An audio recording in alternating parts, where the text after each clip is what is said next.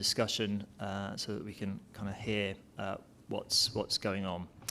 So hopefully everybody's here this afternoon for matter 3 of these examination hearings. This is looking at the spatial strategy within the plan that's presented at policy SP3. So this is looking at broadly the pattern and distribution of development within the plan area over the plan period in a way that's designed or intended to meet the development needs, which we've been discussing over previous sessions. For those of you who weren't here yesterday, I have visited the borough. I've been to the various kind of locations, sites, etc. that are being proposed as part of this plan, but also to kind of see the borough more generally. So I do have an appreciation. It's a relatively geographically compact borough. We've obviously got the main urban area to the north of the borough, to the south of the River Tyne, and then obviously the settlements of the Baldens, Cleedon and Whitburn, all three of which are in large part surrounded, if not exclusively, by the green belt, which applies to most, if not all, of the undeveloped land outside of the main urban area. And then also, as part of the kind of considerations for this matter, is also a recognition, although it's not part of this plan, that we have the International Advanced Manufacturing Park area in the southwest of the borough. I think when I'm looking at this spatial strategy issue, just by way of introduction and kind of headlines, I think the things that I'm going to have to be having sort of bearing in mind is whether the plan has kind of made the optimal potential of suitable land within the main urban area, and ultimately, as we'll come on to tomorrow, will Greenbelt alteration, are the exceptional circumstances for Greenbelt alteration? If there's not capacity within the main urban area, is it appropriate and is the next logical step to kind of look at areas adjoining the main urban area as part of a sound spatial strategy? Thirdly, if we're looking at areas adjacent to the main urban area, is it the appropriate strategy to look at a large single sustainable development location? And were there choices around that? And then fourthly, how much and broadly how should development be distributed to the three villages, generally to the south of the borough? Should the plan be directing more or less to those locations? And are there particular factors or reasons which would shape the amount of development that should be accommodated within the Baldens, Cleedon and Whitburn? As part of this part of consideration of soundness, in my mind, one of the key tests will be, is it justified? And that means, is it an appropriate strategy? It doesn't mean it has to be the most appropriate strategy. There may have been relatively finely balanced choices as part of the assessment process, but nonetheless is what's presented in the plan an appropriate strategy. So that's my sort of broad introduction and overview to this session. As I say, we're going to follow the agenda that I've previously published and had circulated about a week ago to kind of frame this discussion. It ties back to the matters and issues questions that I've previously published. So there's a framework and link back to those. Can I just ask at this stage, before we get into the discussion, are there any questions around the mechanics or how these hearing sessions work? No. Okay, then, if I can invite people to pick up from my agenda, and I think my first question will be to the council. I appreciate when you're looking at plan making, you're not necessarily starting with a blank piece of paper. There will be various factors, characteristics of the area that will shape and influence what the spatial strategy could look like. So I think picking up my matters and issues question 3.1, does the proposed spatial strategy in policy SP3 appropriately kind of reflect the nature of the borough and the types of settlements that you've got and the kind of potential choices that you had as plan makers? Yes, no problem. Yes, I think the Council's approach to the spatial strategy has been informed by the nature and the characteristics and the existing settlement pattern within the borough. As you've just described there in introduction, the borough is a fairly compact area with the main urban area to the north of the borough and then the 3 villages to the south with the green belt wrapping around those. I think the overall approach in terms of the spatial strategy was basically in accordance with the MPPF in terms of particularly paragraph 11A, the need to make the most efficient use of resources, and also paragraph 119, 120, where it states plan policy should make as much use as possible of previously developed land and give substantial weight to using suitable brownfield land. Now, obviously, that was sort of prioritised in the main urban area, and Criterion 1 of SP3 seeks to promote sustainable patterns of development, supporting growth in the main town centres of South Shields, Hebburn and Jarrow. These areas support the majority of the residential and employment areas in South Tyneside, so it seemed appropriate that that's where we should be directing growth in the first instance. Picking up on SP3 as well, sort of Criterion 3 and 6 also relate to maximising brownfield land and increasing densities. And those are sort of supported by 2 key evidence papers that we produced, the density paper and also the efficient land use paper, which sets out how we've tried to maximise brownfield opportunities within the urban area as well. I think it's also important to acknowledge that our spatial strategy is also reflective of the availability of sites that was available within the main urban area, and that's been informed through our SHLAR and site selection process, which has led on to the identification of exceptional circumstances for Greenbelt release. And that's acknowledged within the supporting text of SP3 as well, which sets out the limitations in terms of site availability, in terms of how that relates to the spatial strategy. With regard to the identification of sustainable growth areas, which you've identified around each of the villages, and also the large-scale greenbelt release at Felgate, the Council's MIQ response sets out how the character and the nature of the borough has been taken into account through the evidence base, extensive evidence base, which has looked at various constraints and designations across the borough, which has helped inform that process. And also through the sustainability appraisal and the identification of sustainability issues, which is obviously informed by baseline information specifically relating to the borough. And we've set out in our response to question 3.6 what the spatial distribution actually is in terms of percentages, in terms of where that growth has gone. Thank you. And in terms of the response to MIQ 3.6, that's factoring in, because I'm mindful there's a proportion of what the plan is seeking to deliver is already kind of consented or understood, and then obviously there are allocations on top of that, so the answer to MIQ 3.6 picks up both in terms of the overall. Was it just the allocations? It does. Yes, it takes up both, yes. Thank you. Can I just check, is everybody comfortable with the temperature in the room? Because I think the air, I'm struggling to hear with the aircon on. Yeah. If we turn the air conditioning off and open the door, we let some air in. Mm-hmm. It may not be cold air, but it won't be as hot as it might be in here. Thank you. Okay, thank you for that. If I can just bring in MIQ 3.2 as well for the council at this stage, and then we'll open out others. I think in terms of the council's kind of set out there some of the factors that have shaped the spatial strategy in policy SP3. As part of plan making, were there kind of reasonable alternative strategy options? I think when I look back at the sustainability appraisal, it do appear that you have looked at other alternative ways in which we could accommodate our development needs, and have you kind of looked at reasonable kind of alternatives?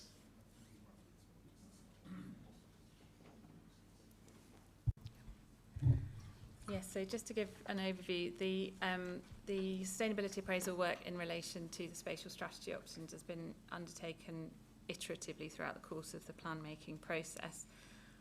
Back in 2019, when the council was undertaking the sustainability appraisal work, 4 options were identified, which was urban area growth only, so no greenbelt release, urban area growth and large-scale greenbelt release, or urban area growth and more dispersed greenbelt release. And there was a 4th option of neighbouring authorities taking some of the need, which meant that greenbelt release wasn't necessary, but that was not considered to be reasonable, so it wasn't subject to appraisal. So those options were considered through the SA at the time. After that, partly in relation to responses received through the consultation, an additional option was identified, which was, I suppose, a little bit of a hybrid almost of 2 of those, which involved looking at urban area growth with a large-scale greenbelt release and some additional greenbelt, smaller greenbelt releases of varying sizes. So they were, as I say, a bit of a hybrid option, but that was also appraised at that point to make sure that all the alternatives had been considered.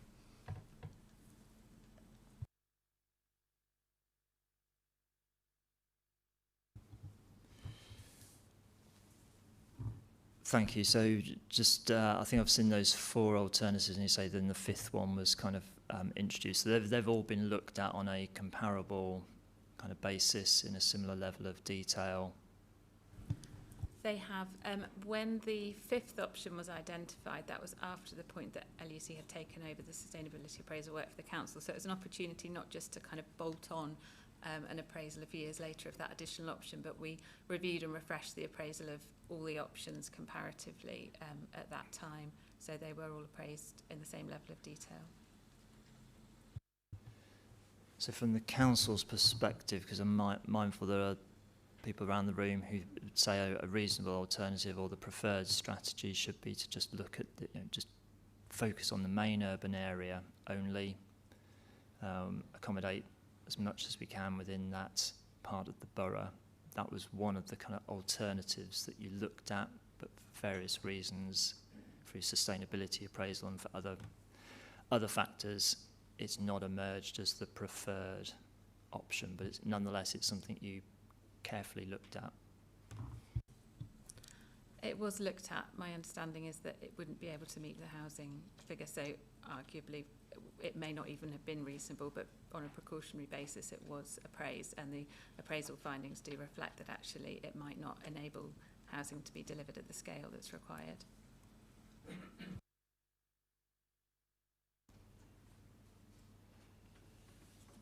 Thank you. And in terms of consistency, in terms of the options that were looked at, the main urban area, I presume, was always looking at some form of capacity or ability of the main urban area to accommodate something that was a kind of a consistent within the kind of the various options. It's not something you'd kind of discount or ignore. Yes, that's correct. There was an urban area element to all of the options that were considered, and there's a table in the SA report, table 4.8, which sets out the sort of indicative distribution of housing at the urban area versus the greenbelt under all of the 4 options that were appraised.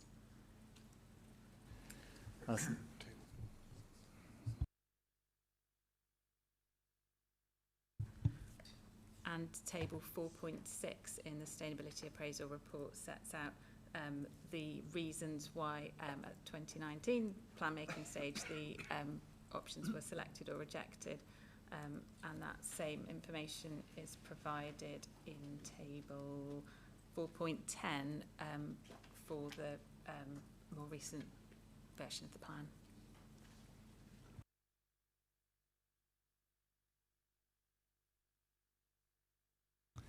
Thank you. And I think you mentioned a moment ago, but just so that I fully appreciate it and record it myself. So for the an option around neighbouring authorities accommodating some of the needs, that wasn't a reasonable kind of option given the evidence that had been provided that they were unable to assist South Tyneside in terms of any unmet needs. Yes, that's correct. Obviously, as we discussed yesterday, ensuring through the due to cooperate, sort of correspondence with our neighbouring authorities had taken place throughout the plan making process, and in each stage it was sort of identified that they weren't able to take our needs, and that is reflected in the sustainability appraisal. Thank you. I mean, I'll open up at this stage for anybody who's kind of got comments or has made submissions in terms of the general approach to the spatial strategy. I appreciate there are various people around the table who do think more could have been made of the kind of development within the main urban area, so Jarrow, Hebburn, South Shields, before looking at other options.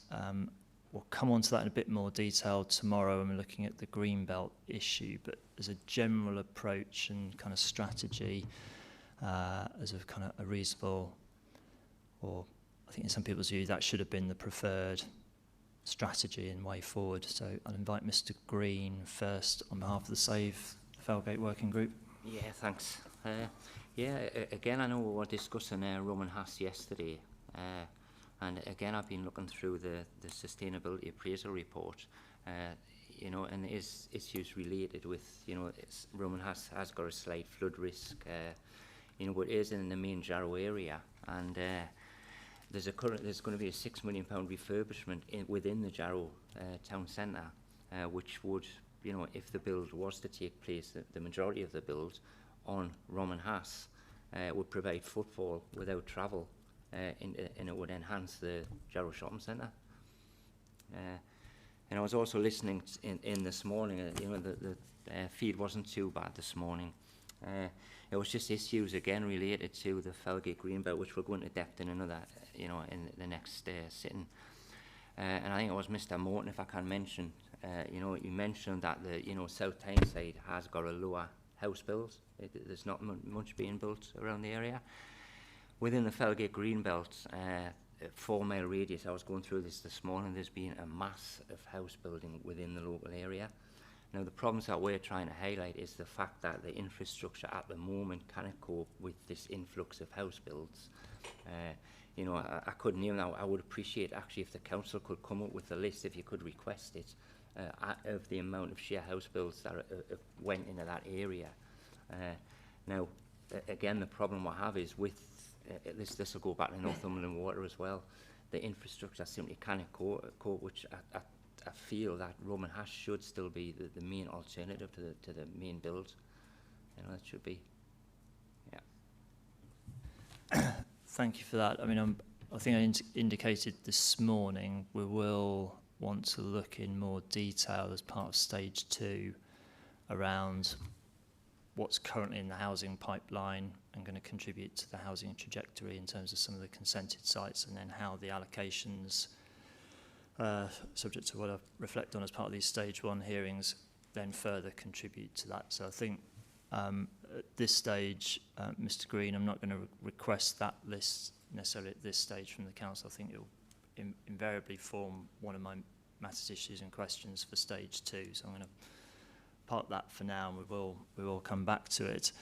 I mean, just on the general approach to the strategy, I mean, the council's saying it's looked at the main urban area. It then worked out from that to say, if we can't do everything in the main urban area, and I appreciate there's a disagreement about particularly the Roman Hass site, it would then look at sites adjacent to the main urban area as the kind of the next kind of sequence, and then look at or into a combination sites in some of the village settlements in the south of the borough. I mean, is there a fundamental?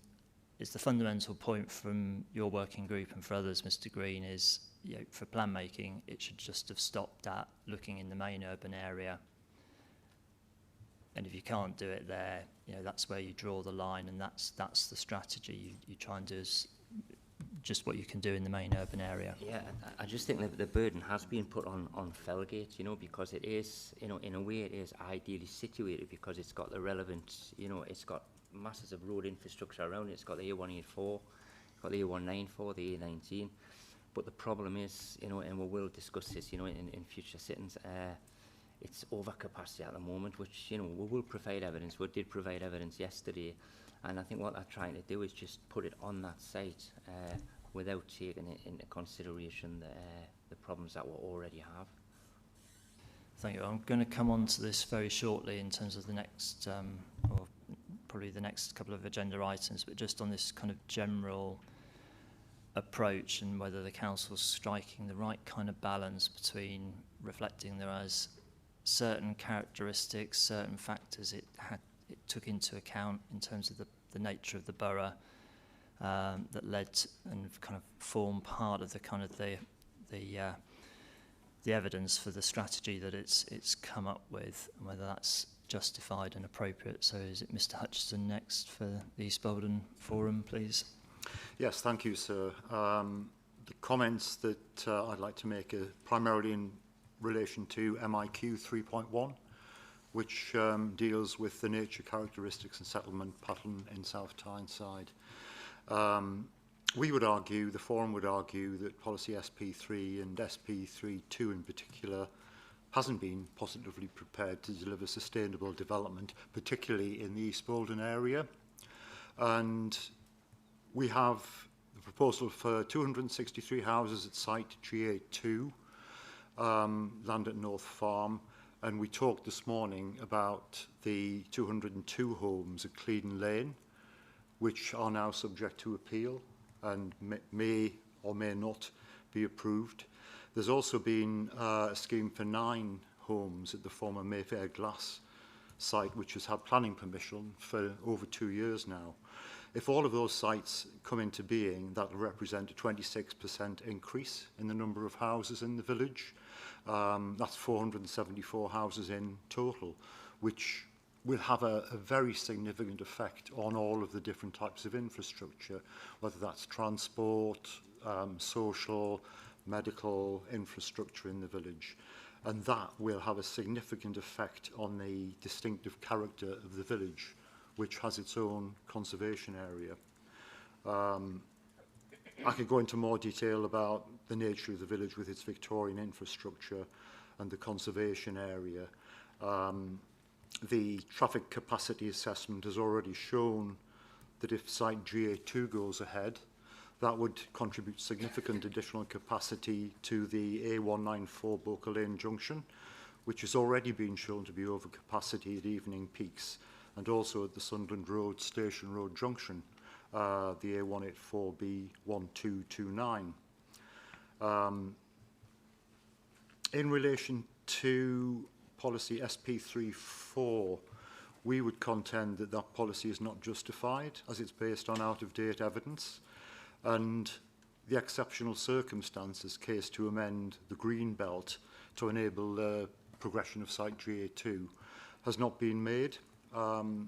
We gave a response to question 2.3 this morning. This was considered by the independent examiner for the East Bolton Neighbourhood Forum, the East Bolton Neighbourhood Plan, who considered that it was appropriate to retain the green belt around the village in order to meet the specific identified housing need in the plan area, and that could be provided by the 202 houses at Cleeden Lane, which may or may not go ahead now. Thank you. Just to assist me, I mean, I've kind of introduced, as part of this session, I refer to them as the Boldens now, and then you refer to the village, and I'm taking you'll mean East Bolton. East Bolton in particular. I mean, is just for my benefit and accuracy, particularly when reporting, is the Boldens not an appropriate term? Should I be making a clear distinction between? There are 3 distinct elements to the Boldens. We have East Bolton, which is the initial rural farming community. Then West Bolton, which again was a distinct community going back to historic times. And there's still a fairly narrow separation between the two. And then there's Bolton Colliery, which again is a separate community. East Bolton is part of the Cleeden and East Bolton Local Authority Ward, Council Ward. West Bolton and Bolton Colliery part of the Bolton Colliery Ward. So there is another separation there. I'm going to hear from other people to my immediate left, and then I'll come back round to others. So I think I'm going to I'm going to invite Mr. Butler next, and then Councillor Herbert. Thank you, sir. Clean Spalding Labour Party made representations at Regulation 19 in regard to SP3 and particularly to SP 3.2 and 3.4. And to echo really the points that Mr. Hutchinson has just made in terms of the impact of the proposed spatial strategy on the villages. And I'd like to expand that by obviously referring to Clevedon as well, which, as he's just said, is within the ward that my organisation is involved with. In addition to the proposal at GA2, we have the proposal at GA3, the north of Town End Farm, which is to the south of West Bolden, and we have the proposal at Moor Lane, Clevedon, and the cumulative impact of those three settlements would bring 733 new homes in or adjoining the ward. And as a result of that, we believe that that does not deliver sustainable development in the villages of Clevedon and East Bolden. And also we believe that the evidence used to justify the exceptional circumstances case has not been made for those reasons. And of course, we're going to come on to discuss that in more detail in your later questions, and also tomorrow on Greenbelt and the issues relating to the importance of Greenbelt, particularly to residents of the villages, is a factor that has to be weighed up when looking at the distinctiveness and character of the village. Thank you. Councillor Herbert, please. Actually, Mr. Butler's said a lot of what I was going to say about Clevedon Village in particular, and East Bolden as distinct settlements, ancient settlements, both with conservation areas, both highly valued by the people who live there, and part of that is the fact that it's semi-rural feel to the area with a green belt wrapped around it. Now the green belt has been gradually eroded over the years, so now it's the time to say that we need to keep that green belt, because there's not a great distance between Clevedon Village and Sunderland, East Bolden and the Boldens. So really we need to maintain that green belt feel, otherwise we'll be lost forever, really. And we've seen that the housing figures that include greenbelt development have been over-egged. There's too many houses that are not required. So they don't need to go to the greenbelt. Thank you. If I can bring in others, I'll start with Mr. excuse me, Mr. Martin first.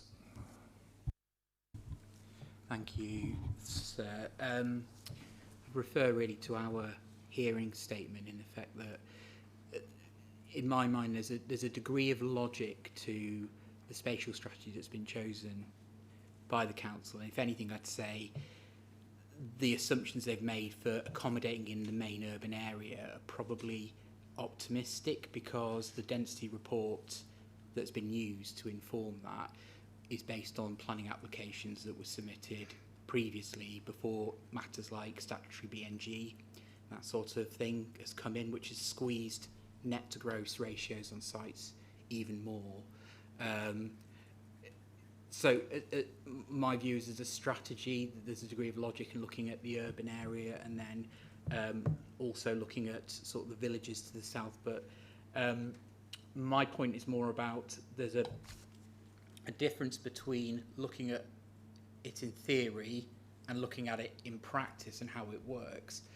And the issue I think there is the urban areas are the areas with the lower residential values, arguably the least or lesser desirable places to live in the borough, and therefore they have the highest viability challenges in terms of being able to deliver the homes.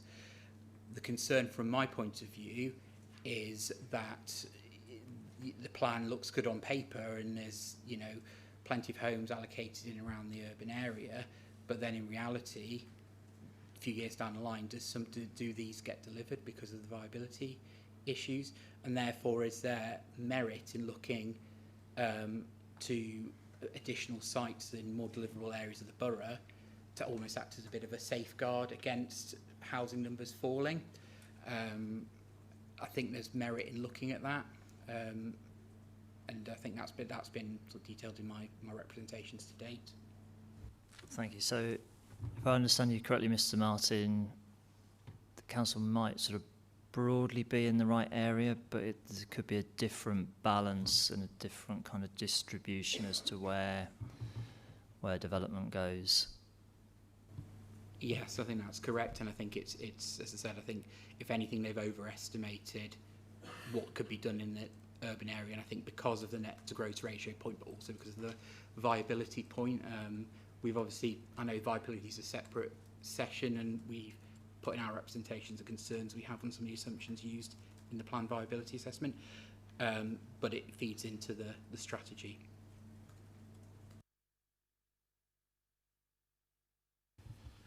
Thank you. Mr. Smith, your nameplate, is it Mr. Morton? It is, yeah. Sorry. Thank you, sir. I just wanted to go back to the point about spatial option 1 and only providing housing in the main urban area. The council might be able to put me right on the figures, but my calculations were if you only developed in the main urban area, that would leave a shortfall of 2,253 houses. So that's, you know, only developing in the urban area, and that's against what we discussed this morning, the bare minimum housing need, standard method housing need, which arguably should be higher. In my opinion, that wouldn't result in a positively prepared strategy and would be unsound.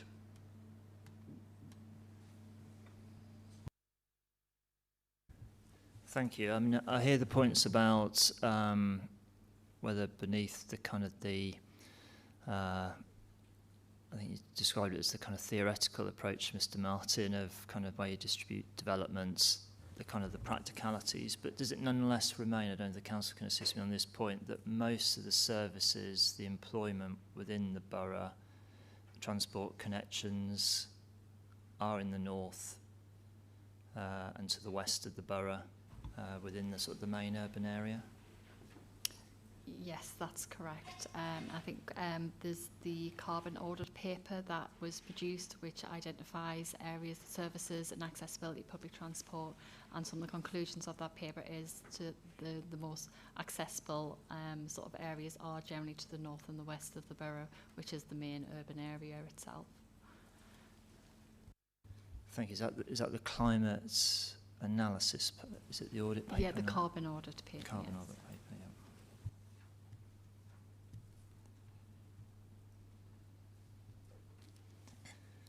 And if I recall, that's at least a couple of years old now. Has anything significantly changed within the borough since that paper was produced in terms of the distribution of services, public transport, that would kind of affect the findings of that report? No, it remains pretty much the same as it was when that was undertaken, which would be in 2022, I think. I'll check the exact date, but it was slightly earlier. yeah, but maybe 2020, but we'll double check. It was around that period.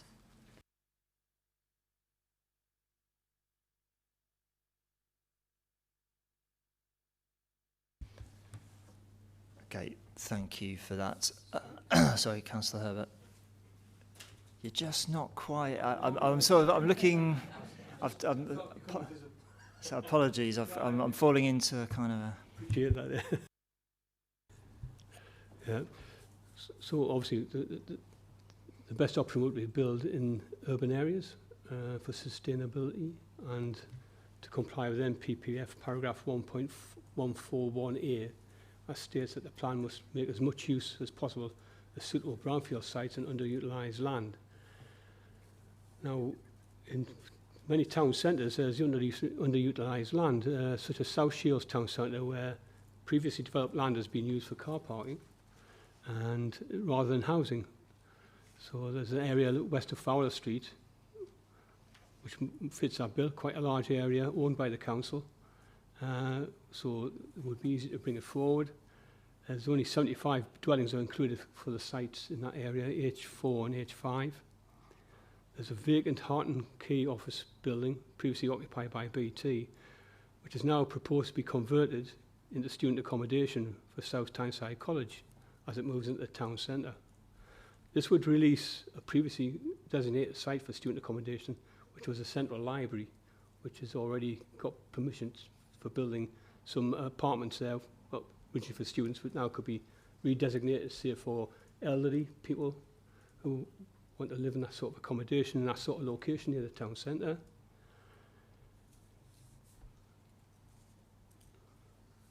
There's various brownfield sites across South Tyneside within the main urban area, which have been rejected and which for reasons which are no longer valid, e.g. the former Park Hotel site at Lower Road, which is now designated for 15 apartments. So there's a pattern building in South Shields Town Centre of buildings being converted. The old Barclay Bank and the adjacent building are being converted into flats for people to move into. This goes against the demand thing that Mr. Martin's talking about. These places are in demand now. People want to move back into the town centre, especially as we've identified that there's a need for single person accommodation where it's affordable, hopefully, and they can then be near the infrastructure. They're not far from the South Shields transport hub, the metro station, the bus station. All the shops and all the amenities are there, near the coast, near the river. So I think that's a very high valued part of area. There's also the former brownfield site at Heart and Key, the former Stace House, that's been derelict for decades, cleared, left open, and nothing's done with it. It's just been left. That would be a highly desirable area. It's right next to the ferry station, the new Holborn development, Customs House. So there's areas that haven't been identified in the plan that were suitable for housing.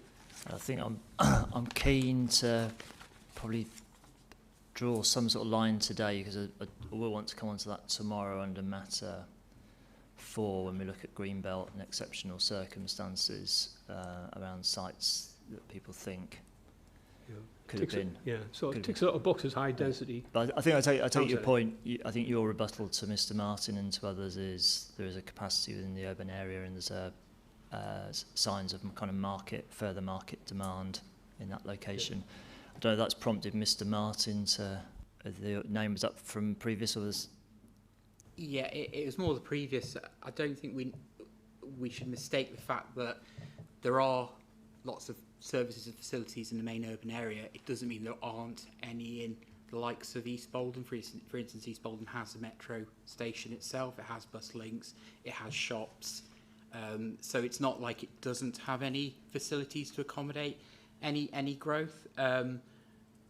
And there's also a need for looking not just at things like apartments in urban areas, but there is a need for family housing in the borough for for increasing working age population, young families, etc.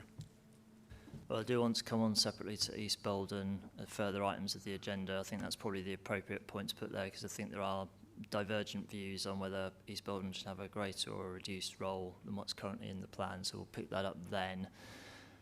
Very briefly, Mr. Green, because I want to move on to probably an area that you are particularly interested in. Sorry. It's just basically, I think the main problem here, there is a lot of, and I'm just, going on what the councillor just says, I think the problem here is that the main focus has been putting one mass of housing onto one area, and brownfield sites within urban areas have been discounted, within urban areas and outside of urban areas. Because if you look at the SLA, I believe it's now changed to the SMA, is it? Is that right? No, somebody says no. So it's discounted a mass load of brownfield sites, with issues, maybe, they've got slightly flooding. And I think that, the plan's unsound in that it's failed to, go back and revisit those brownfield sites, particularly the ones in the urban areas. And I go back to, I think I disagree with the houses for family in this area. there's an abundance of executive homes that build, you know, executive homes on the Felgate Greenbelt and probably other greenbelts. You know, they say 1,200. I believe it's a lot more than that. I think it goes to about 3,000. But I think it's with all the houses that are empty as well. I believe that was mentioned this morning. I think they've all been. It hasn't been taken into account, and I think the council need to go back and revisit the whole package and see exactly where the housing's needed. Thank you. I don't know about other people. I'm finding the room's now getting quite warm. Please make yourself comfortable, but I think we're going to have to relent and have the air conditioning back on again. I'm not getting much draft, and I'm probably in a prime position, so I just encourage people to be closer to the microphone and speak up, and I'll probably include myself within that. We've still got a lot of ground to cover, so I want to sort of move forward with a bit of pace now, and it's item 3. Sorry, can people settle down? Sorry, trying to... Item 3 of the agenda, I mean, it's obviously as part of the spatial strategy, is to look at a large single strategic growth area, which is obviously the Felgate location. I just want to understand from the council kind of two aspects really. Firstly, is that kind of strategic approach of putting a lot of development or a significant proportion of the plan's development needs into one location, a sustainable approach in the South Tyneside context? And when you were looking, if you'd kind of arrived at the view, yes, we need to be looking at a large strategic site for a variety of reasons, was Felgate the only reasonable option, or were there other kind of potential alternatives available to the borough? Okay, yes, so the council does consider a large strategic greenbelt release is an appropriate strategy for the plan in terms of meeting our needs. Our response to question 3.3 sets out why we think that it is appropriate in terms of the MBPF paragraph 73, and that it is supported by infrastructure and facilities.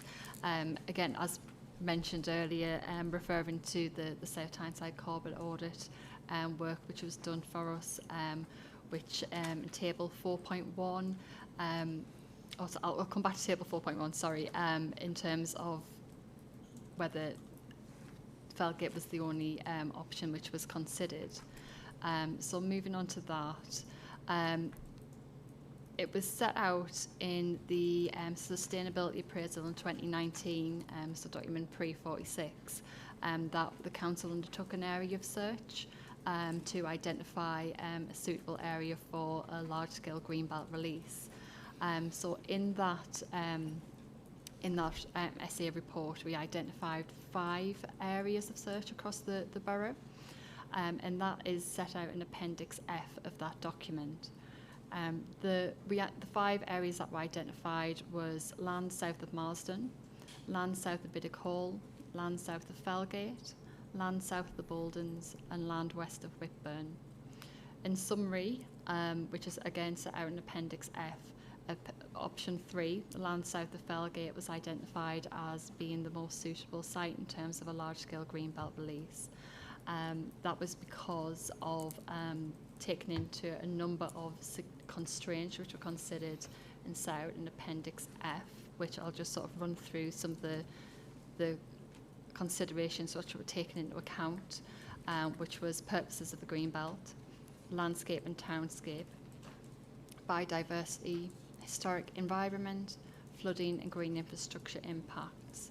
Taking those factors into account, option 3 was the most suitable, as it seemed to have the least amount of constraints compared to the other areas of search which were considered in that progress. So from that point, the land south of Felgate was considered to be the most suitable area for a large-scale greenbelt release within the borough, and that was carried forward through the various sustainability appraisal options following that. And in terms of those kind of options, Mrs. Lamb, were they presented at an earlier stage of a Regulation 18, or has there been a kind of a consistency that, having done initial assessment appraisal work, kind of Felgate has been the kind of the front runner when looking at an option for a large single kind of strategic site? Yeah, so they were presented as part of the sustainability appraisal for the first Regulation 18 that we did back in 2019. At that point, Felgate was not included as a large-scale greenbelt release. Felgate was included at the second Regulation 18 in 2022, which followed the addition of the fifth spatial strategy, which Ms Nichols has mentioned previously in terms of looking at the spatial options for the borough. Thank you. And some might say, and I've put forward in representations, well, the alternative is instead of going for a large single strategic site, why doesn't the plan go for more dispersal, spread over more sites? That would be the way to kind of deliver things. Going back to previous kind of spatial strategy options, did the council look at a kind of the alternative of a kind of what would more dispersed approach potentially mean, particularly if there are potentially advantages around going for a large single strategic site? So yes, that was one of the options that was appraised, and as I said, I think it's Table 4.10 details the council's reasoned why the option that was taken forward was selected.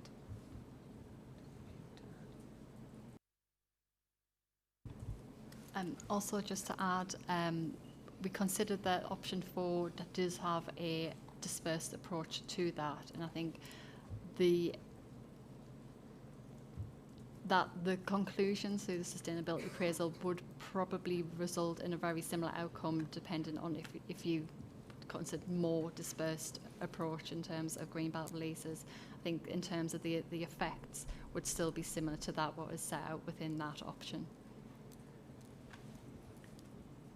Just to add to that, yes, that option 4 did not perform well in the sustainability appraisal. I think in sustainability terms there's possibly a bit of a sort of trade-off between the likely environmental effects of greenbelt release and perhaps some of the sustainability benefits of focusing development in the urban area, and that option was almost a kind of worst of both worlds in the SA term, because you've got the greenbelt release, but because it's more dispersed, you haven't got some of the advantages that come with the large-scale development in terms of what you can deliver as a large-scale sustainable settlement. So it didn't perform well in SA terms.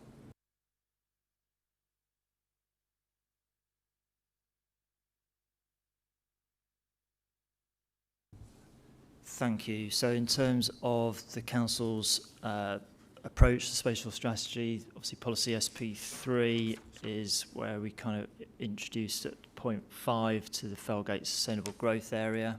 First up in the spatial strategy, obviously we'll come on to look at the detail around that. But Mr. Green, in terms of the overall strategy, if the council's, as it says, is looking at a large strategic site, it's looked at alternatives, but has nonetheless identified Felgate as the preferred option. The kind of again, I have to question the validity of the local plan. We highlighted yesterday in the sustainability appraisal report that the reports from the council that highlight Felgate as the big development that they want are incorrect. Initially up till yesterday, and so I'd read this report, Felgate was down as flood risk, no flood risk, 0% of floods, surface water, which we'll come on with later on with, the Northumberland water. And it's actually in this report, it's on 3 and 3B, where there should have been a further risk assessment carried out. And we did pick up on this yesterday. And, I've been going through it again today, and there's a lot of different reasons which the council haven't come up with. It's the Felgate flood is in 3A, 3B, not in 1 or 1A. It's close proximity to local wildlife sites. I mean, if you look up 5.21 on the sustainability appraisal report, there's a massive areas which have been missed by South Tyneside Council, and whether that's convenience or not, I suspect. But it's just been, it hasn't been looked at correctly, and I think that's, it places the local planner. I don't think it's fit for purpose, particularly in relation to what they're going to do at the Felgate Greenbelt. Thank you. I think I said yesterday, I do want to check back myself those specific references at paragraph 521 of the sustainability appraisal. I think there are various land parcels referenced, and they may well be that they're not in the actually identified preferred site allocation, but I just want to check through myself, Mr. Green, on that. Could I just come in on a brief thing? Instead of just going for 521, can you go with 522, 524, 525, 526? Because they all go against the reasoning for the council building on the Felgate Greenbelt. It amounts to, it's fabricated. The reports are fabricated. Okay, I think we need to just perhaps be slightly careful what we say. It may be that you've got a different a view or judgment, Mr. Green, in terms of how those sites have been looked at or appraised, rather than inferring that the council's kind of made things up through, or the LUC have kind of say fabricated. I'm not sure that's really what we should be saying. Yeah. For others, in terms of this approach that the plan's putting forward of a single large strategic site, I mean, I'm sort of mindful on the one hand, the MPPF says that this is a way that you can deliver significant growth in a sustainable way. I think on the flip side of the coin are those who are saying, well, that might be the case on the one hand, but on the other hand, you've got to think about delivery and meeting the development needs in the most sustainable way. Are there any further views people want to bring in on this part of the spatial strategy before we look at the detail of Felgate next week? Mr. Morton, please. Thank you, sir. I just wanted to go to table 4.9 in the sustainability appraisal. The lady from LUC mentioned earlier that option 4, which is the dispersed strategy, was poorly performing, and that is the case. It's of all the spatial options assessed, it gets 1, 2, 3, 4, 5, 6 reds and 2 greens, which is sort of the worst performing option. Option 3, which is a single greenbelt release, is arguably the best performing option. It gets 1 red and 4 greens. That's not to say that we don't support option 5, but it does underline in sustainability terms the benefit of a large site. Just going back to paragraph 73 of the MPPF, so not only is a large site an appropriate strategy, national policy clearly references it as it can be the best strategy, not just appropriate. The point was made earlier that the main services are in the north and the west of the borough. Felgate adjoins that area. It's well served by public transport, as we'll come on to, so providing large-scale housing in that location is clearly a sustainable option. Thank you. Mr. Hutchinson, please. Thank you. Can I comment first of all on the question of a large strategic site? And I make these comments without particular reference to Felgate, I add. But we from East Bowden Forum feel that in principle a large strategic site would give the capacity needed to enable the provision of essential supporting infrastructure such as roads, schools, health and community facilities, which aren't possible in some of the smaller sites, and particularly in the surrounding villages, using our own village of East Bowden as an example.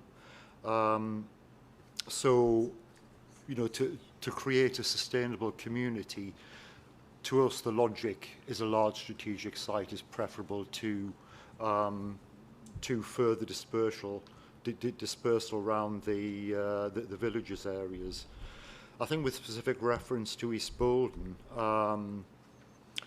other than the site GA2 at North Farm, which is in the current plan under consideration, in previous versions of the local plan, the council has already ruled out other potential green sites around the village for a range of reasons. All of those sites, I must add, conflict with the policies included in the East Bolton neighbourhood plan. Thank you. If there are no further points in relation to kind of just the general principle of including a large strategic site within a spatial strategy for South Tyneside, I'm going to move on in terms of the agenda. I did have next down as item 4, employment. I appreciate we touched upon this quite a bit yesterday afternoon, but I think given who's in the room at the moment and what we probably need to cover, I'm going to put employment back in the agenda. We're going to move on to, I will pick it up before we close, but I'm going to stick on to item agenda 5, which will take us through to 6 and 7. I did indicate we will have a mid-afternoon adjournment at 3:30. People have already discussed and touched upon this, and it's whether the plan is justified and positively prepared in looking at a role for the Boldens, Cleedon and Whitburn as identifying them as sustainable locations for housing delivery. And I've asked, sort of posed the question, are there factors which indicate these settlements should have a reduced role? And as part of that, I want to specifically pick up under agenda item 7, the issue of wastewater capacity. Conversely, I do know and appreciate and have read that there are those who consider that those 3 locations should have a greater role in accommodating development over the plan period, which is my Matters Issues question 3.7. For the various reasons that have been identified, I think already as part of this discussion around viability, deliverability, etc. Just to start the discussion and to just look at this particular part of the spatial strategy, when the council was considering policy SP3 and the role for the Boldens, Cleedon and Whitburn, I mean, are they similar? I mean, I've been to these settlements, but I want to get the council's view on this. Are they similar settlements? Are some got more sustainability credentials than others? And is that then reflected in the broad kind of distribution of development to those particular communities in terms of the amount of growth that's been assigned to them as we come on to some of the specific sites? Yes, I think I'd like to draw attention to table 4.5, which is in the sustainability appraisal. This table shows a sustainability overview of the villages within South Tyneside, and it looks at Cleedon, Whitburn and Boldens individually and provides a sort of an overview of services and distance to town centres and other facilities that each of the settlements have. I think you'll be able to see from there that in terms of size, proximity to town centres and provision of services, each village are fairly equal in terms of the services that they have. And I think that assessment was undertaken fairly early in the plan preparation process, and therefore we've been able to consider the 3 areas as equally throughout the process when we've been considering the spatial strategy going forward.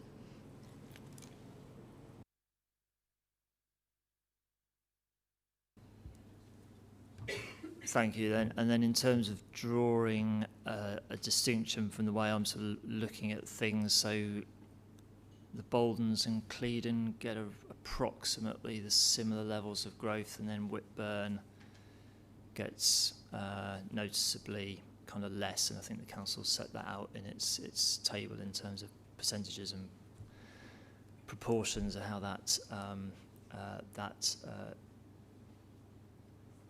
shakes out.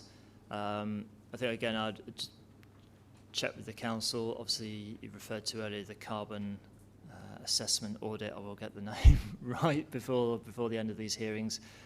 Obviously, it's fed into that process. Has anything changed in relation to the Boldens or Cleedon? I've heard obviously reference to the metro at East Bolden.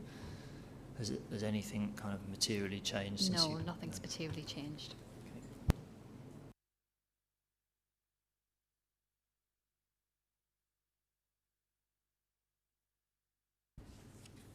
Thank you. I heard earlier from various people reasons perhaps why these communities should not see the amount of growth that's been proposed. There was a reference to obviously the made East Bolden neighbourhood plan. I think Mr Hutchinson, you reminded me this morning when the referendum was, when that document was made.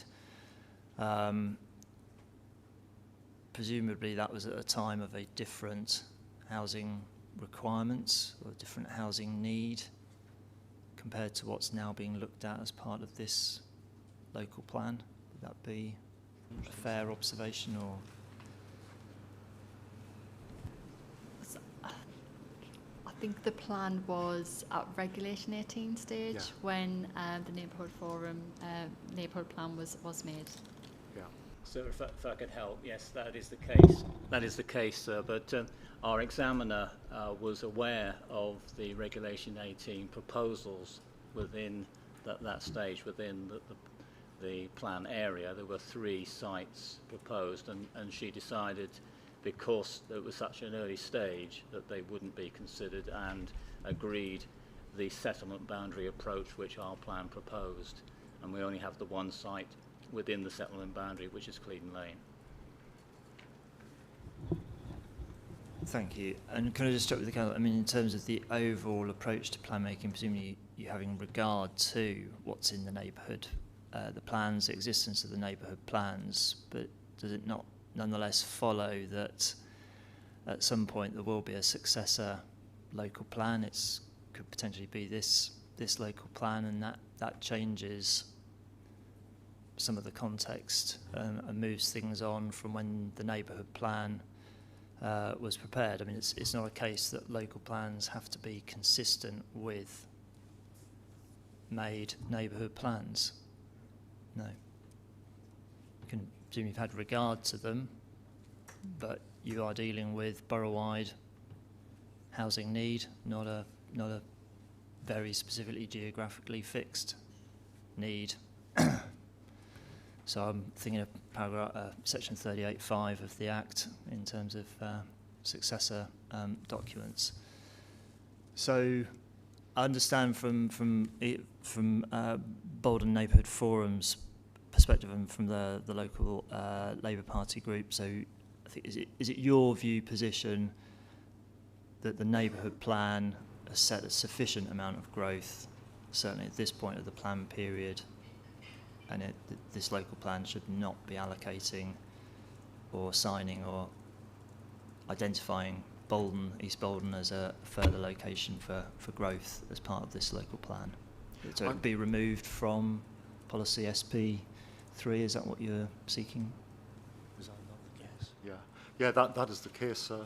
Can I add to that we feel, as we've related earlier on today, that East Bolden should have a reduced role in providing the housing need because of a limited ability to sustainably accommodate growth.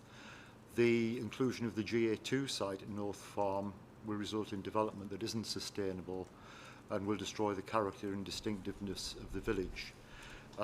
As mentioned, it has a historic core with a Victorian era infrastructure, and it's not only the traffic from those 263 houses at GA2. We've also talked about the 202 houses at Cleedon Lane, if that goes ahead. Cleedon Village, Moor Lane site, 259 houses, a lot of which will pass through the village en route to the A184 to go up to Newcastle. And the Town End Farm site of 400, And again, it's likely that a lot of the traffic from those sites will pass through the East Bolton area. So that's a total of 1,100 houses in total, which will impact significantly on the capacity of the village to cater for that level of throughput. We've already mentioned the settlement boundary for the neighbourhood plan, which was intended to protect the character of the village.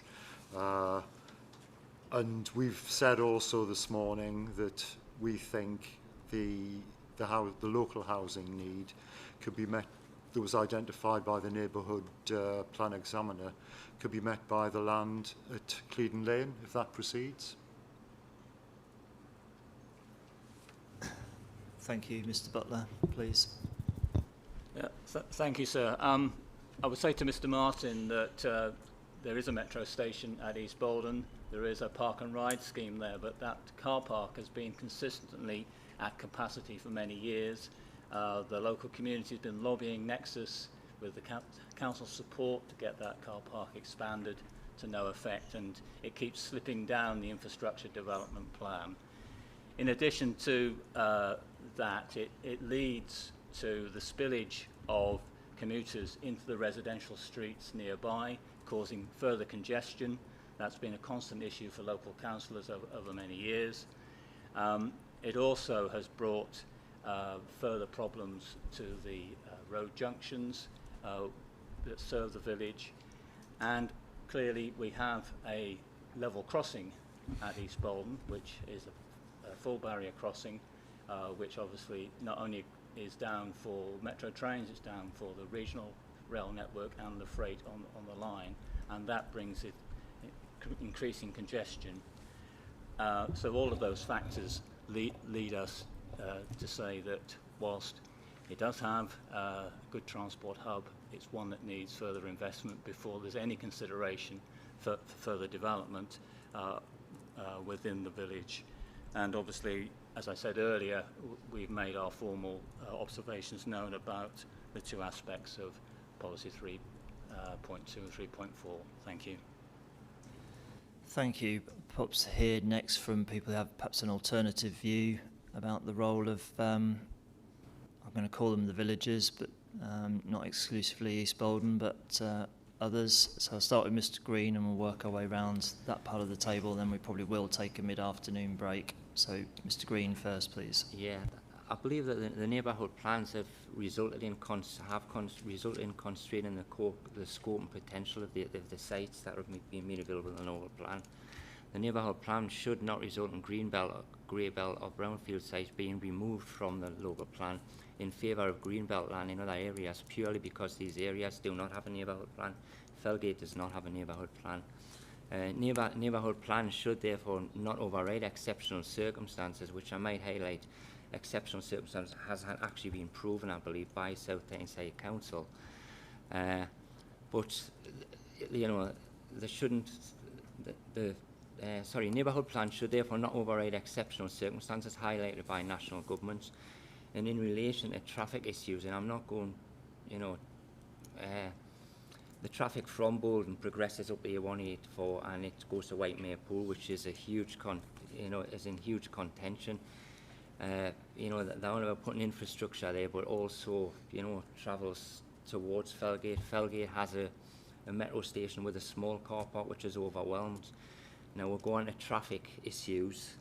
Felgate actually there's going to be an access road off this 1,200/3,000 houses onto a 20-mile-an-hour residential road, which has 3 schools in the vicinity and 17 sets of speed humps around the estate. So I think, the neighbourhood plans I think should be overridden by national policy. Thank you. Excuse me, Mr. Ayrton next, please. Thank you.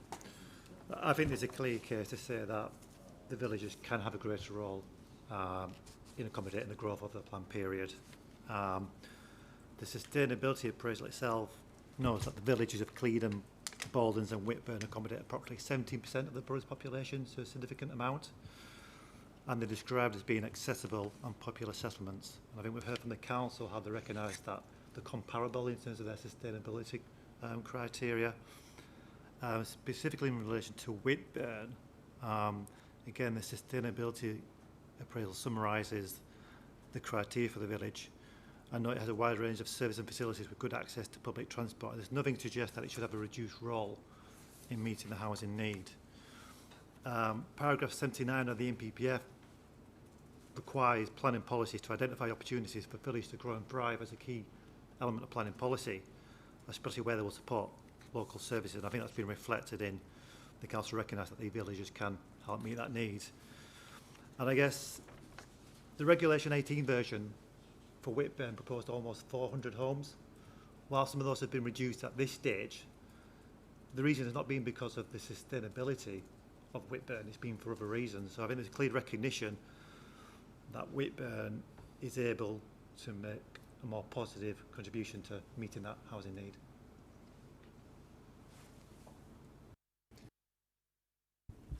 Thank you. Mr. Martin, please. Thank you, sir. It's just to pick up on a few of the points, discussions from other people. It simply can't be the case that no further development would happen in Bolden because they've got a neighbourhood plan in place. That neighbourhood plan was clearly made pursuant to a different plan, and the examiner had the Regulation 18 plan in mind when they made it, but very much on the basis of, I know there's a local plan coming forward at some point in the future and it might have to look at strategic sites. So to say that, you know, that no further growth in Bolden or to reduce Bolden's role because of a neighbourhood plan, I just think makes absolutely no sense whatsoever, because it doesn't follow that, as I think you've already mentioned, sir, that, you know, things stop once a plan's adopted. There'll be other strategic plans that come along that will inevitably supersede it.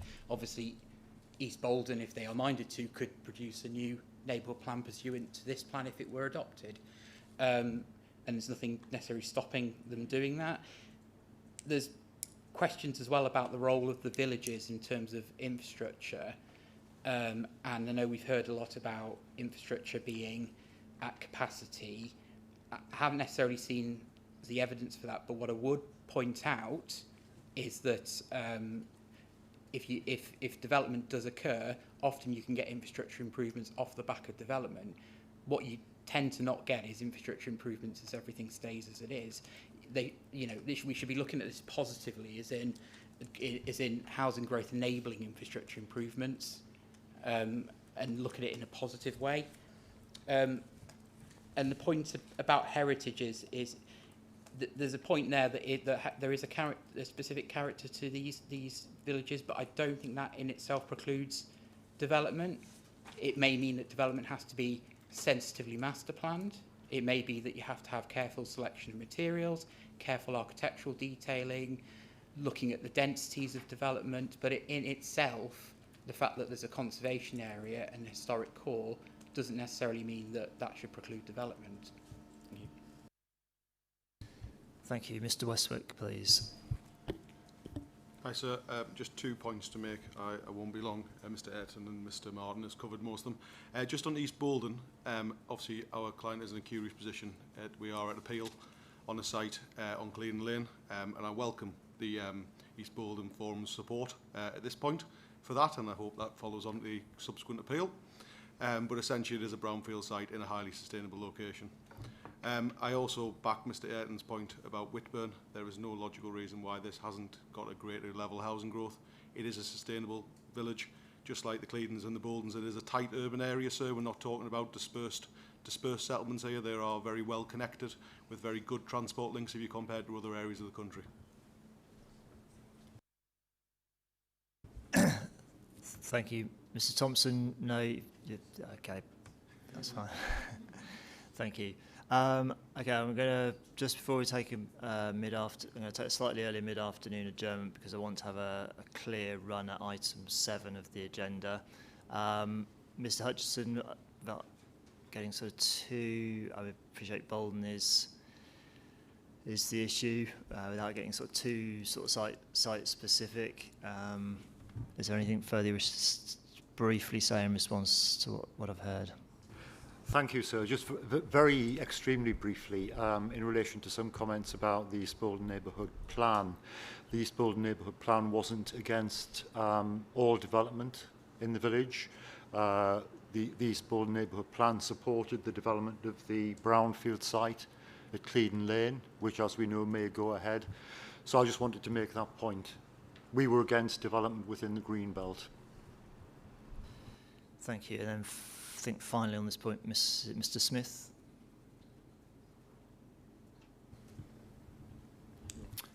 Thank you, sir. It's a slightly different point, but I think probably one that is, this is the most appropriate point within your agenda to make the point, is that I think on behalf of Town and Farm, that site seems to have been largely grouped in with the villages. So it was just a neat point, and you'll probably pick it up from our statements on this point as well, is that whilst we're generally satisfied with policy SP3 on that regard, it's not specifically name checked, but it would fall within sub point 4, which picks up the sustainable urban growth areas. But I think the neat point I want to make is just if I was to take you further on in the plan to page 37 and paragraph 4.33, that states that the 6 proposed urban and village sustainable growth areas are within Whitburn, Cleeden and East Bolton, which if you take that as read isn't factually correct, because obviously one of those does include Town and Farm. So I think, again, I'll just refer you to what we've made in our statements, but I just want to kind of explain that point in the context of our general, with no particular wording issues with SP4 on that point.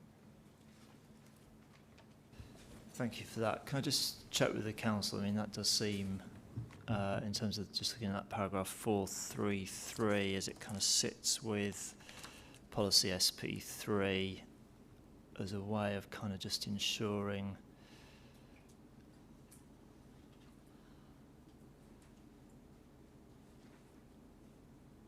whether there needs to kind of be a specific reference for Town End Farm.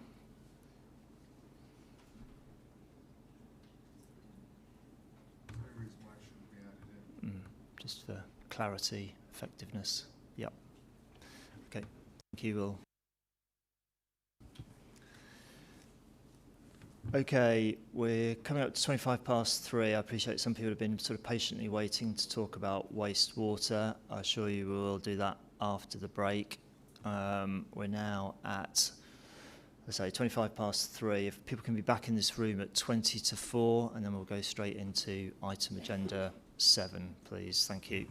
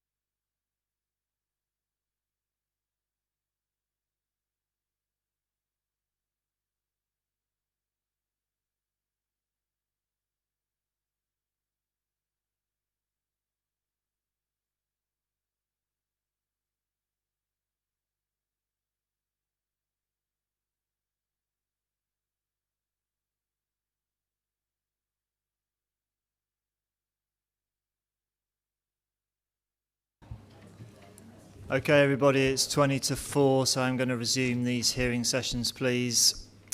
As indicated just before we took the mid-afternoon adjournment, that when we resumed, we would be on to item 7 on my agenda, which is around wastewater capacity.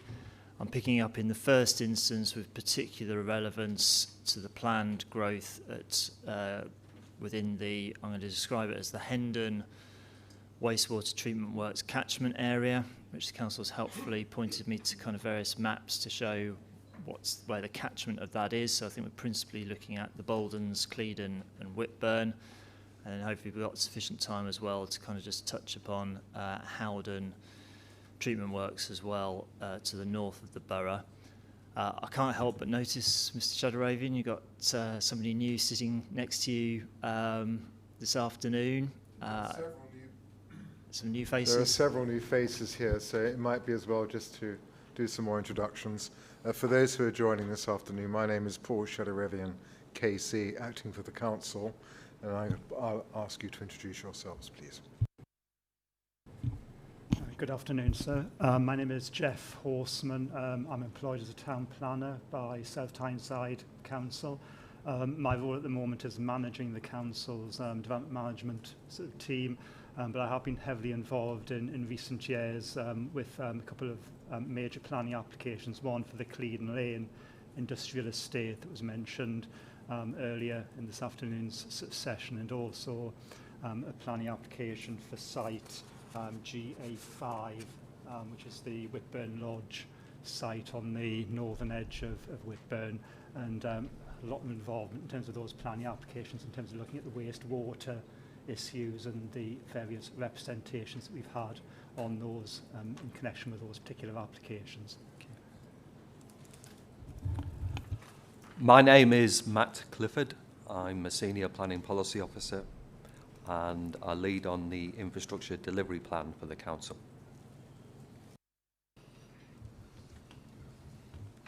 Hi, I'm Richard Murray. I head up wastewater treatment and bioresources for Northumbrian Water.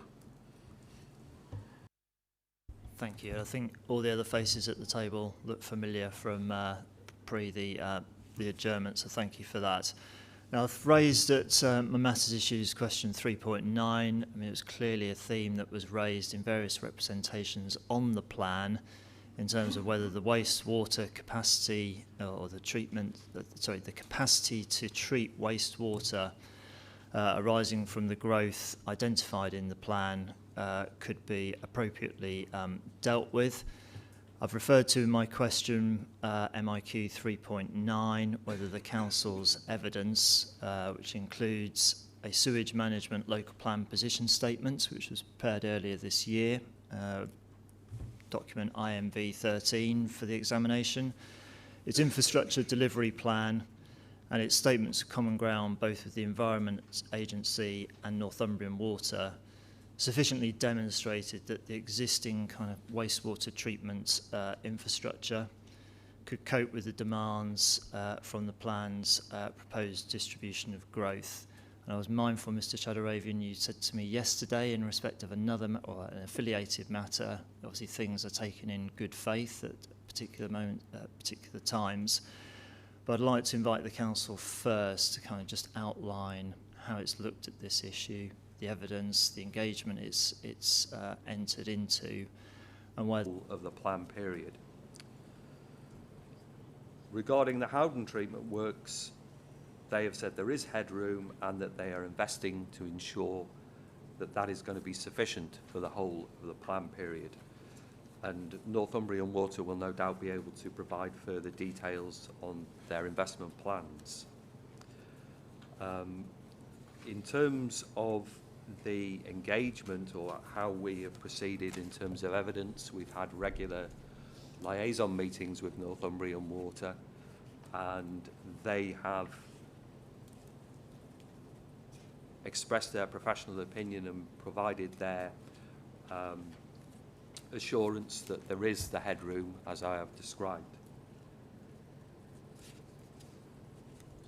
In terms of the Council's overall approach, the Council is also mindful of advice in paragraph 188 of the September 2023 MPPF that the focus of planning policy should be on whether proposed development is an acceptable use of land rather than the control of processes or emissions where these are subject to separate pollution control regimes, as is the case here.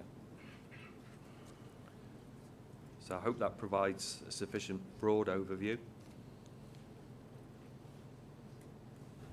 And can I just, excuse me, just briefly clarify with the Council, paragraph 363 of your statement, you kind of outline where kind of the broad distribution of the plans, development proposals, the number of properties that would go to Hendon and the number of properties to Howden.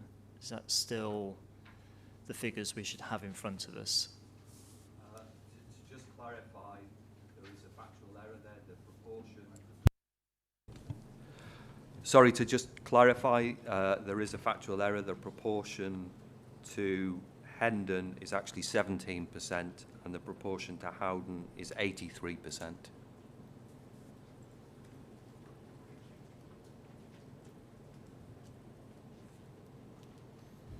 Thank you for that. We'll come back to the Council in due course, but if I can invite others on this particular issue, I'm keen or mindful that I make a distinction between the sewer network and treatment capacity at the water treatment works as kind of particular factors.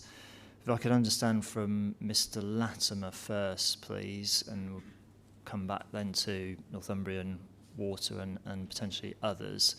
Obviously, I've read your statement, various appendices. I've also got a similar statement from Mr. Lavelle and the Whitburn Neighbourhood Forum, who've also identified or presented similar evidence in terms of the frequency, number of spills, and issues in relation to Hendon.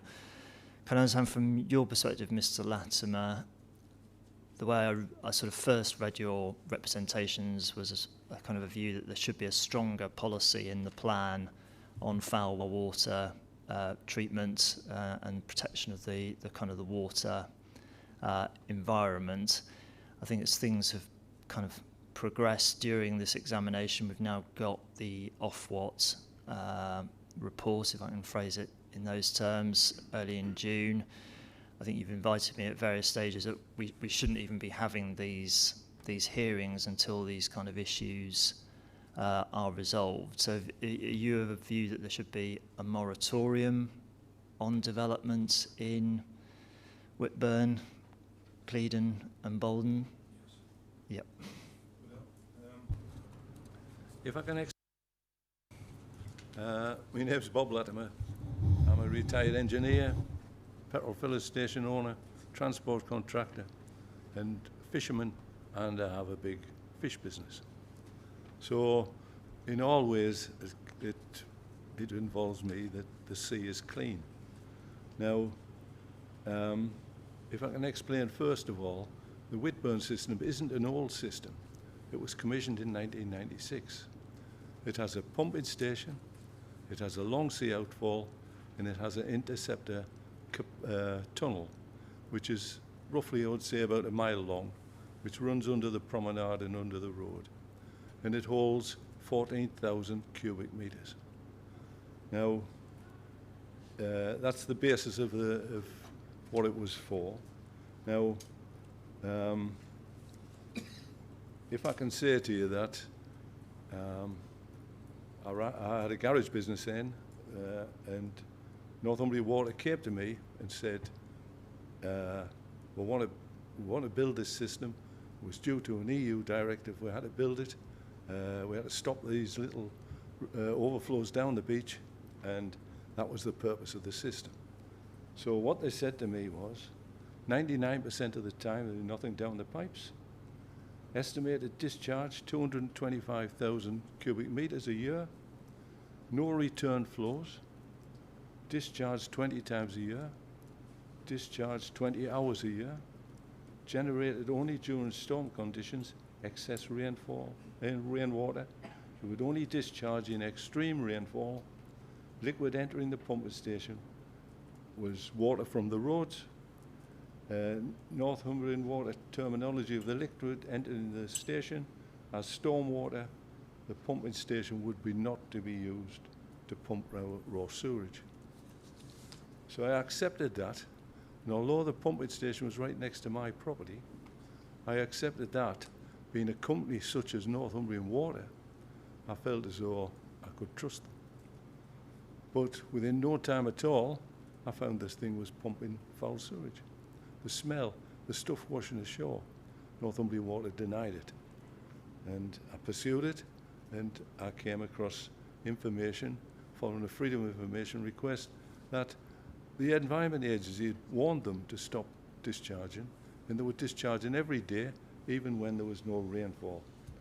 And it upsets us really to hear the council say, we are going to, what does it say in that policy?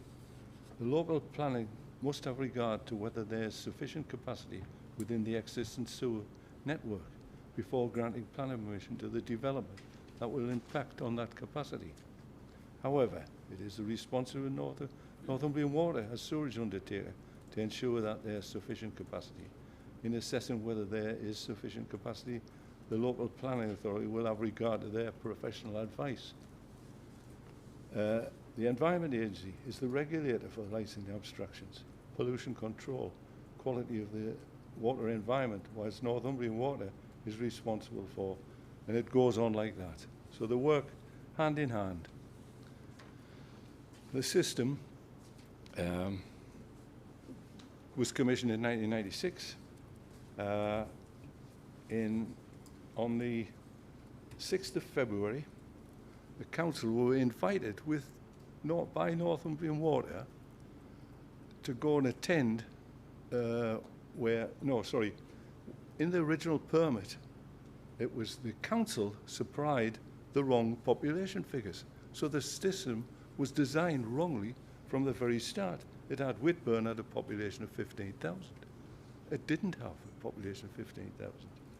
And it went on and it said that if the Seaburn system failed, with a Whitburn, the interceptor tunnel could hold the flows from Seaburn in dry weather for 69 hours.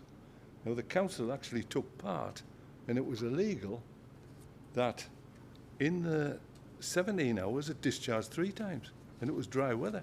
So it stood out a mile. There was something sadly wrong. Now, in 2001, managed to get it to a public inquiry, and the inspector at the public inquiry was great. Although Northumbrian Water employed barristers, Environment Agency employed barristers to get the scope of the inquiry reduced, which they managed to do. But at the end of the day, we still managed to get, the inspector could see what was going on, and he put conditions on the 3 CSOs spilling into the interceptor tunnel. As well as that, he put a condition on the Hendon sewage treatment works that the flows arriving at the works should be measured, not the flows leaving the works or escaping from it or whatever. And that has never been done. They measured exactly what he told them not to do, and that's what they did. The other thing I want to say to you is that the East Bolton and Cleeden villages, sewerage flows to Seaburn. Seaburn then pumps to St. Peter's. St. Peter's in turn pumps to Hendon sewage treatment works. Now, that's how the system works. It pumps it. It's got to pump it across the bridge, so that's a big pump to get it over there. And so what happened on the 6th of February showed that the flows arriving at the Seaburn were far greater than what had been accounted for. Now, at the public inquiry, the inspector said that in 1993, before the permit was issued, when they were constructing it, was that the calculations were wrong. And Northumbrian Water ignored that, and the Environment Agency allowed them to continue. Now, it's got us into a situation now where we've got everybody, nobody wants to admit it's a horrendous mistake. I mean, I've got Story Homes up here about Whitburn. It's 150 million to put it right. Well, I hope Story Homes is going to pay the 150 million. In the Environment Impact Assessment, in 1991, for the system, it said up to 50 small fishing boats had been moored in the sea and the southern rocks of Whitburn and on the beach. Now there are no boats. Nobody fishes for lobsters. The CM fishermen used to look out for Hendon if it rained and said, oh, it's discharging. They didn't call it turbulence, they called it turbulence. The Advocate General said it's absurd to accept discharges because the system was wrongly designed. And the Whitburn was commissioned in 1996. So it isn't old. So I don't want to cut across you too much, Mr. Latimer. I mean, I appreciate you've put all of this into your statement, so it is already before me. I appreciate there is a very long history to this. You've been involved in this for a long period of time, and I've seen that from the sort of the evidence trail as it goes back. We're now at a particular point in terms of this local plan examination. I think what I'm keen to understand is whether this, the degree to which there is a residual unresolved issue, whether in your view the recent Ofwat report and the undertakings that are contained within that report are going to provide the compliance with the Urban Wastewater Treatment Directive, and I'll understand from Northumbrian Water their view, and whether a situation, in your opinion, Mr. Latimer, whether, as I said at the start, there should be I think the change you might want to see to the plan, is it a ban on development until this issue is resolved, or this issue can be resolved, but it's going to take time, and it might be 5 years before development can take place. I just want to kind of understand a bit more what you're seeking or changing from the plan, rather than too much. I feel as though I'm coming to that. I feel as though it's important that I carry on to say that it went to the European Court, and the European Court somewhere along the line said it had to be 20 discharges. So this is what I'm up against. What they did was they changed the counting method. Instead of counting them as one discharge each, now count them no matter how many in a day, so it gets us below 20. Now, following the European Court judgment, they were going to carry out an upgrade. So what I want to say to you is they did carry out an upgrade, but they put in a 3,000 tank. That was in 2017. 2023, Whitburn discharged 1 million tonnes. In 2024, 944,000. So the upgrade is a total waste of time. And if the intention here is, if you're going to build these houses at Bolton and Cleydon and Whitburn, it's all going to discharge at Whitburn. Now, as well as that, it has to pump forward to St. Peter's. Now, in the Sheepfolds, it's a little area in Sunderland, which is above St. Peter's. They're looking at putting 600 houses there. So that takes up the capacity of the Whitburn Cleydon to be able to pump forward. But also, since then, you find that the facts that have been presented are not true.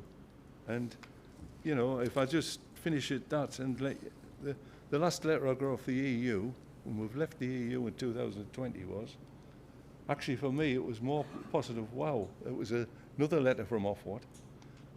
As it seems that people are looking at the overall systems. Interesting, but also a shame for the local people to see how badly Hendon Treatment Works is operating. Now, we're up to our eyes in it, and we've got, the planners sitting here. No, nothing wrong. We can add more there. And I just want to, get it across to you that there's not the capacity. You cannot believe a word they say, and the Environment Agency are just. What I like to say is, we've got a third world sewerage system regulated by a third-rate Environment Agency. Okay, thank you. I will now give the opportunity to Northumbrian Water, who've kindly agreed to attend for today. Obviously, you may have seen some of the representations that have been made on the plan. Obviously, the council's produced, as I say, its kind of position statement on wastewater in relation to the local plan. Obviously, I've got a number of representations. Mr. Latimer's not alone. You may need to switch off your microphone, Mr. Latimer, so others can use theirs. Obviously, a number of representations echoing what Mr. Latimer said about a lack of confidence that the sewer network in the Whitburn area and further, I don't know if downstream is the right term, but further on in Seaburn, St. Peter's, will not be able to cope or accommodate with the foul water from planned growth as part of this local plan, and ultimately Hendon Wastewater Treatment Works won't have the capacity to deal with this demand either. And I think there's a kind of, I don't know, obviously the recent Ofwat report is in front of the examination. Various people are referring to it. I don't know if that from your opinion, kind of shifts the dial and will result in various things that will assist the situation, and broadly, how long will that take? Obviously, there are various kind of deadlines within the Ofwat report that for Northumbrian Water. So, pass over to Mr. Murray first. Thank you. Okay, right. There's a fair number of questions in there that need to be addressed, but I think first of all, just to put some clarification on the things that Mr. Latimer has said there. He's quite right. It is the system that Mr. Latimer is talking about is a stormwater system. The intention of the stormwater system was to intercept storm overflows that were going direct to the bathing water at the time, back in the early 90s. It did that. We put an interceptor sewer in this, and the intention was to return those stormwaters back to Hendon Sewage Treatment Works when we had capacity to do so. But if that capacity was exceeded, there was a pumping station, Whitburn Steel, which would then pump out 1.2 kilometres out to sea and deal with the stormwater there. And we are talking about very low content of sewage there. We're not talking about raw sewage going into there.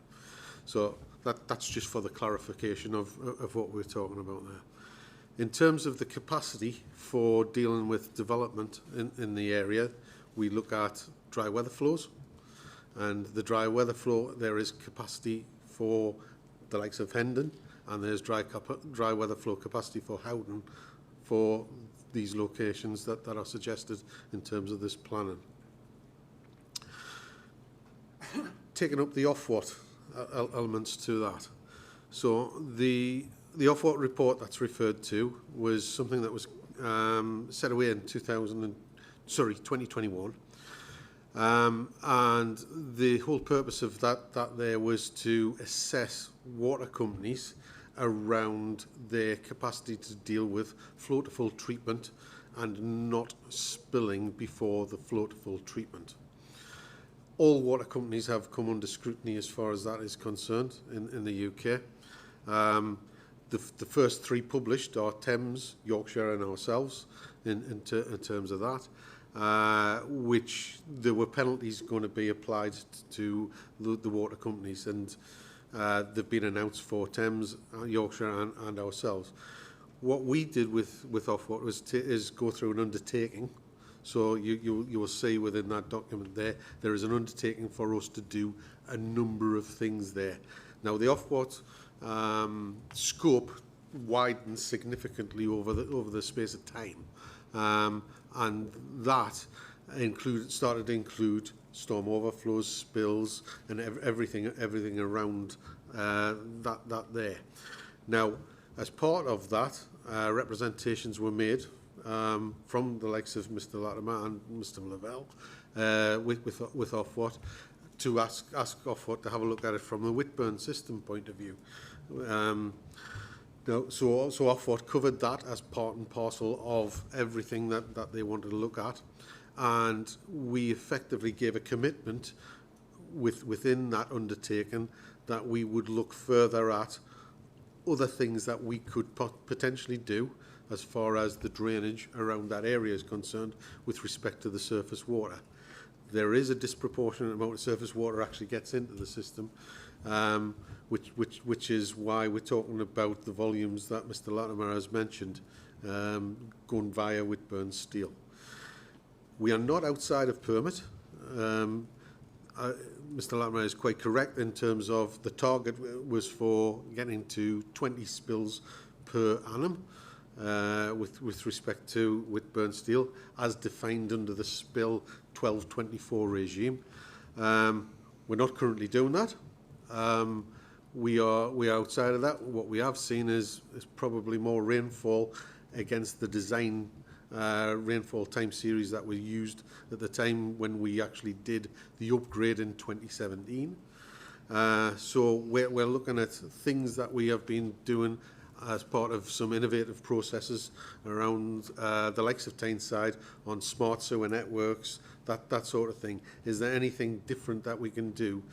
Because where we were back in 2017 was that you were running into disproportionate costs around any extra form of storage to actually achieve any environmental benefit against that. The bathing waters have performed particularly well since the concept and the commissioning in 1996. Steve, would you like to add any more? I think you mentioned treatment capacity to support the locations within the plan.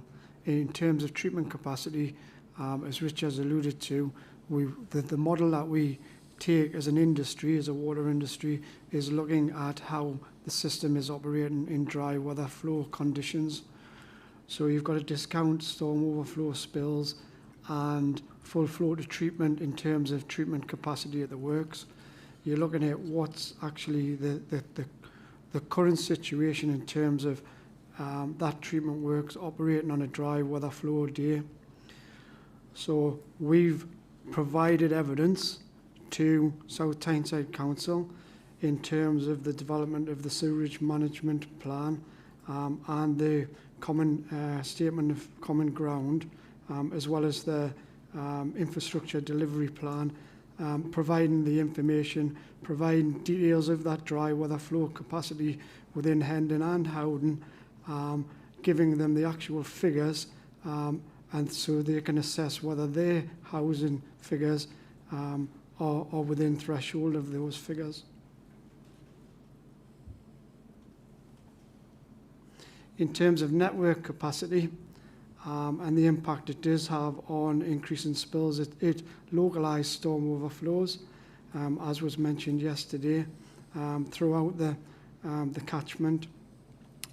That's typically done pre-development inquiry stage with developers, through development control with the local authority, because at this stage there's uncertainty as to where those connection points would actually be on the networks.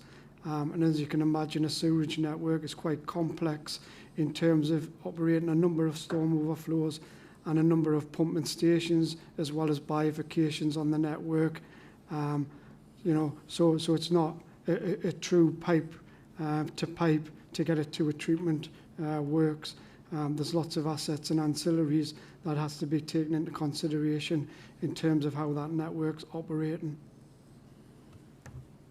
Just so that I'm clear on what's been said there. So Northumbrian Water provide the data on the kind of the, I think you described it as the, in relation to the dry weather flows, if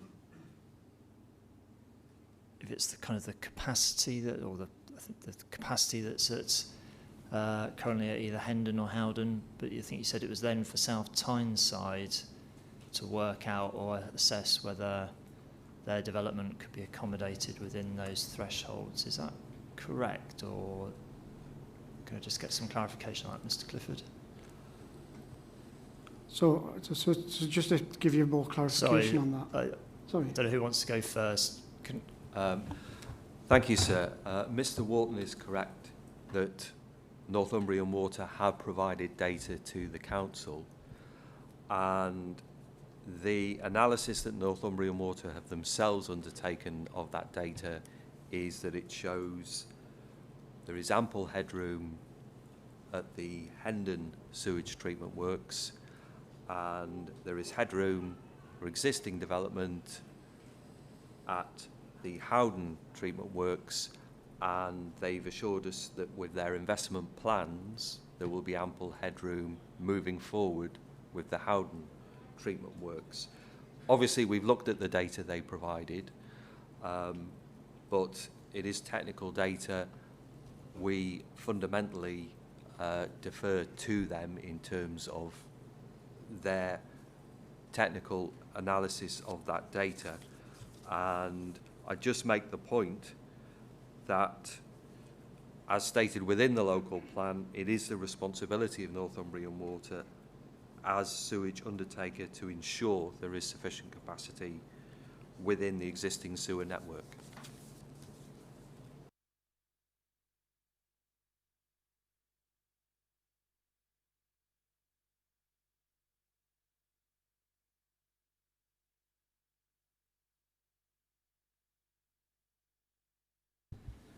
Thank you. Before I come back to, Northumbrian Water, bring in Mr. Horseman on this point, please. Yes, if I can just add a little bit sort of more in terms of the Council's assessment of capacity matters in light of the advice that we've received from Northumbrian sort of Water. Just a kind of general point first in relation to the Ofwat report, the June 2024 Ofwat report, and these are just some issues that we've looked at as part of, as I say, handling planning applications in the south of the borough in Whitburn and East Borden. So just a general observation on the Ofwat report. The Ofwat report, from my reading of that report, relates to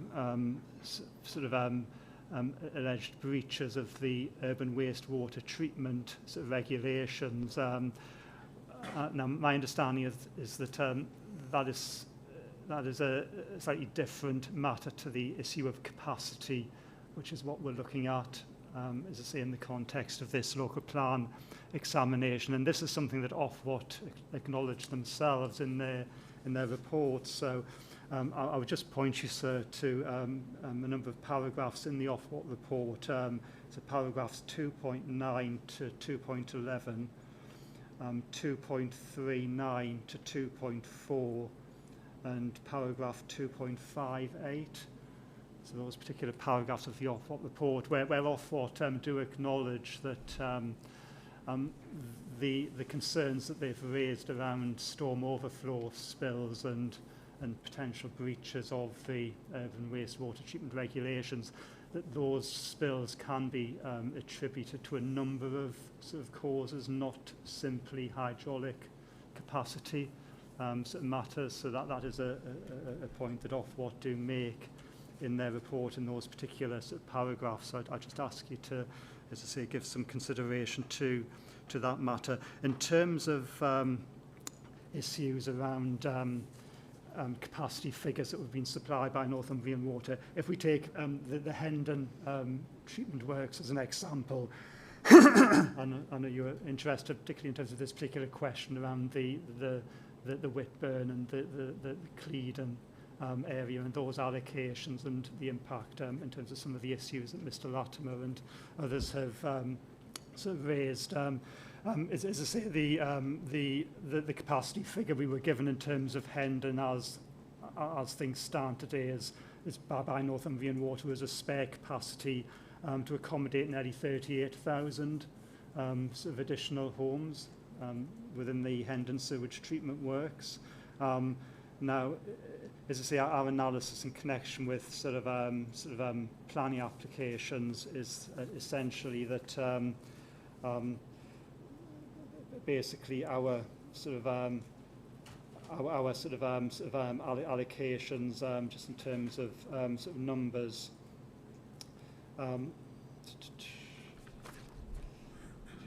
Just bear with me a moment. I'll just get to those.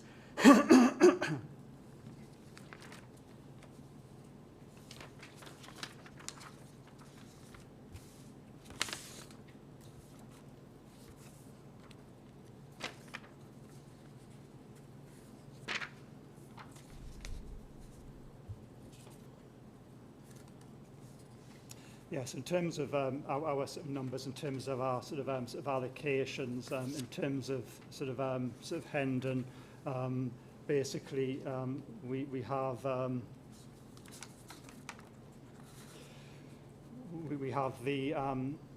the Town End Farm site, which is 400 dwellings. That's GA3. We have West Hall Farm in Cleedon, which is 259, GA4. We have GA5, Whitburn Lodge, which is 30 dwellings, and GA6, land north of Shearwater, which is 41. So that essentially gives around about 730, a total of around 730 dwellings from our allocations sort of being served by the Hendon sewage treatment works. We also looked at basically the situation with Sunderland City Council, which is the other local authority that has developments that are served by Hendon Sewage Treatment Works. The Sunderland core strategy and development plan, which runs from 2015 to 2033, that envisages in the period between 2023 and 2033 a further 6,247 sort of dwellings. So I would just put to you, sir, that I'm adding, as I say, the projected dwellings for Sunderland to those that are proposed in the South Tyneside plan, even accounting for windfall developments. So it's substantially less than 38,000 sort of dwellings being accommodated within the Hendon sort of treatment works in the coming sort of years from where we are today. And then just one final sort of point, just around some of the issues related to networks of capacity that have been mentioned. As I say, there's been reference made to the Whitburn Steel sort of sewage pumping station and the long sea outfall associated with that. As I say, the experience we've had with, as I say, the planning applications that we dealt with in the south of the borough is that one of the ways of reducing impacts related to sort of network capacity matters is around use of sustainable sort of drainage to reduce surface water sort of flows. As I say, Mr. Murray mentioned issues around surface water. As I say, we have a combined sewer network within that particular part of the borough, indeed the borough as a whole, and we have found in terms of planning applications that one way of reducing the amount of surface water going into the combined sewer system is through use of sustainable drainage. So GA4, for example, the Whitburn Lodge, GA5, the Whitburn Lodge sort of site, the planning application for that site does include a sustainable drainage system, and as I say, the council have made submissions that would result in a degree of betterment in terms of sort of surface water discharges. Equally, the Cleeden Lane industrial estate site that was mentioned, and indeed this is part of Northumbrian Water strategy, I understand, to sort of reduce surface water flows in connections with storm sort of overflows. Thank you, sir. Thank you for that. I mean, I'm keen to kind of, obviously the references that are put to me through various representations are around whether there's compliance with the urban wastewater treatment directive. I think I'm being, correct me if I'm wrong, on this side of the room, to perhaps kind of disentangle that from what we're looking at in terms of land use planning. I mean, just to clarify with the council, is that the council's position where you say from National Planning Policy Framework paragraph 188 of the September 2023 NPPF that this is a separate regime? It's one that we must assume will be complied with. That is correct. If the evidence demonstrates in reality that there is a real problem with capacity, then of course it's the duty of the local planning authority to consider that as a material matter in terms of its allocations, and also the headline number of dwellings it proposes. And the planning practice guidance tells us that plan making may need to consider the sufficiency and capacity of wastewater infrastructure. So if there is a clear indication that there is a problem with the capacity of that infrastructure or its efficiency, which would impact on the viability of the allocation, in other words, affect the ability to implement it in a timely way as envisaged in the plan, then that's a material matter that needs to be taken into account and could affect either the substance of the allocation itself or the trajectory, in the sense of when can houses come on stream, how long it's going to take to provide the infrastructure. We are, however, led by the evidence which prevails and the advice which we are receiving from the statutory undertaker, whose duty it is to provide that. And we are informed, and it is appropriate and legitimate for us to accept that that capacity exists and will exist and inure for the planned period in relation to the allocations we are making.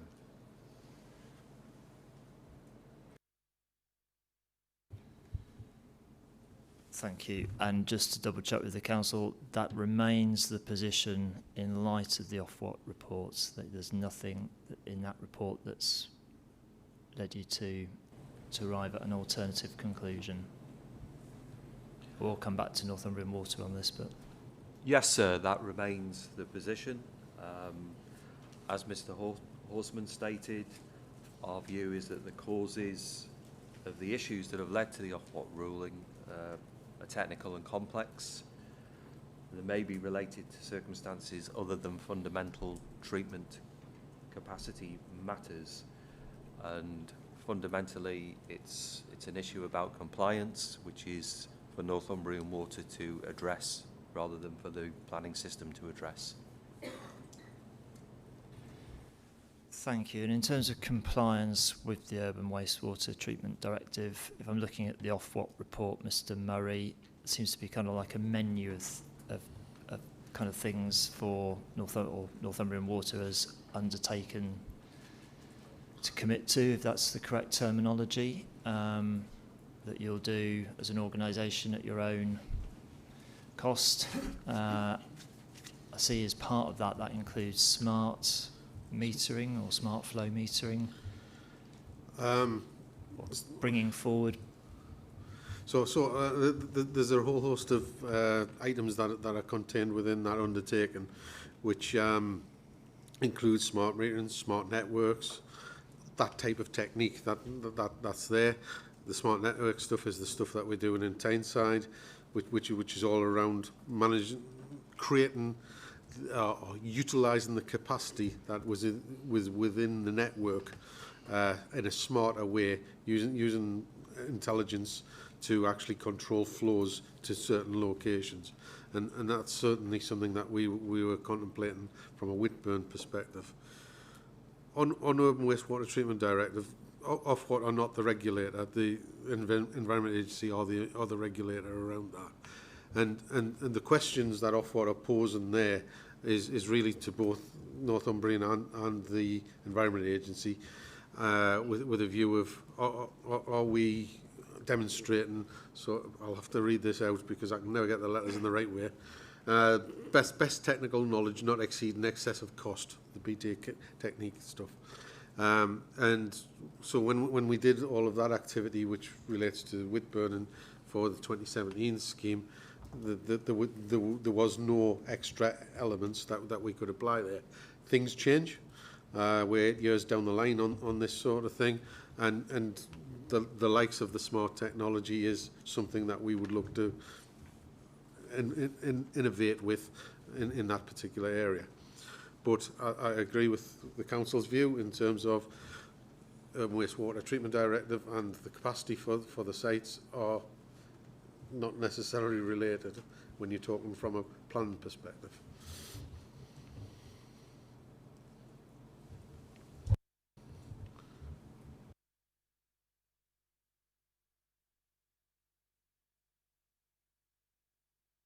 Thank you. Just so I'm clear, there's been a reference there to the planning practice guidance. There's various things I have to have in mind in relation to plan making. Mr. Shadow-Ravens referred to one of the paragraphs around local authorities or plan makers giving kind of consideration to wastewater capacity. I mean, this is an increasing kind of issue for planning in terms of the capacity of or the ability to dispose of foul water. Just so I'm absolutely clear of kind of Northumbrian Water's position, you're not saying to me at this examination today there's a capacity issue, things need to be held back or potentially phased. Any there's nothing that needs to be added into the infrastructure delivery plan that the council's been working on over many years. I appreciate you've got your own separate kind of asset management planning processes, which obviously come to bear, I think, from what the council's saying in relation to the Howden site and further investment going forward at that site. But I just want to be crystal clear on this point before I leave this room today. Okay, just picking up on Howden in particular. So Howden is, as you correctly say, we've gone through a 5-year planning cycle with that. We didn't get to where we wanted to do with Ofwat with respect to the investments that we require around that, and we're currently challenging that as part of the CMA challenge that is ongoing as we speak. We're looking for just short of £300 million worth of investment for the Howden site to be able to accommodate growth going forward, to accommodate all of the planning intentions for all of the councils that go into that particular catchment there. Yeah, we hit trigger points. So, I mean, we look at the flows continually as far as the likes of Howden is concerned, and we look at the percentiles in terms of the dry weather flows, and an 80 percentile in terms of where you're just about there. That's a trigger point for us to start doing that plan around that overall investment. And 90 percentile, we're into territory where we're outside of our regulatory permits, so we really need to be managing in between that. That's where we are with Howden. I think it's worth Steve covering some of the other elements that you were asking. So I think if I bring it back to your original question, is the treatment capacity to support the housing growth predictions in the local plan? Our position is, as we've provided South Tyneside Council, in our opinion, there is capacity at the treatment works to support the level of growth in the plan. Yeah. We feel that if there are issues in terms of network capacity, they can be dealt with as business as usual under our statutory duties under the Water Industry Act, which sits outside of planning. And in terms of investment plans and projections, we use the growth through local plan growth projections to project and to shape our investment plans, and they're done in a 5-year delivery. So in terms of any emerging issues with respect to development, we can deal with them in our business plan investment proposals. But at this moment in time, we're saying that, you know, for Hendon, we don't need to invest to create headroom capacity to support the plan. For Howden, we've reached a trigger point where we've asked our regulator for investment, but we can still support the numbers in the plan that will eventually end up at Howden treatment works. Thank you. If I bring in... Can I add something else?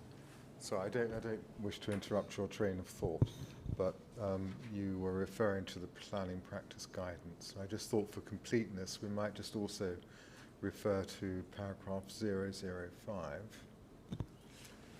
and it talks about plan making may need to consider phasing new developments so that water and wastewater infrastructure will be in place when and where needed.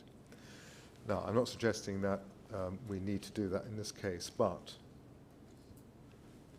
if there are any residual concerns about this, then it's important that we take that into account when we come to examine the individual policies, the allocations, and their particular requirements. Because quite clearly, with respect to the larger allocations, there will need to be proper phasing and implementation of infrastructure provision, and that would need to be done, as it were, hand in hand with Northumbrian Water to make sure that connectivity and flows are managed properly throughout the construction and use phases. So that's something which we can take into account at the second stage, if we get to the second stage of the examination. Thank you. I think that does pick up kind of part. I appreciate it was a multi sort of layered question to Northumbrian Water. I appreciate you've answered the points around Hendon and Howden treatment works. It was whether there was anything else that at this stage points to potential need to kind of phase things. I appreciate when we come on to the specific sites, we'll be looking at how the council's profiled them. I mean, they're obviously not going to happen immediately for most of the allocations. There is a bit of a lead in time, particularly for Felgate.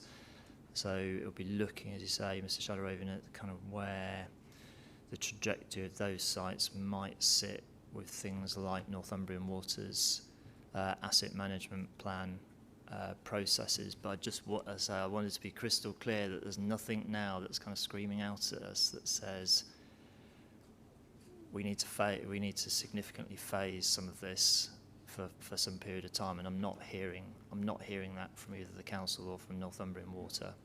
No. I will now come back. You've been very patient to come back to this side of the room to pick up points that have been raised from Mr. Latimer first, please.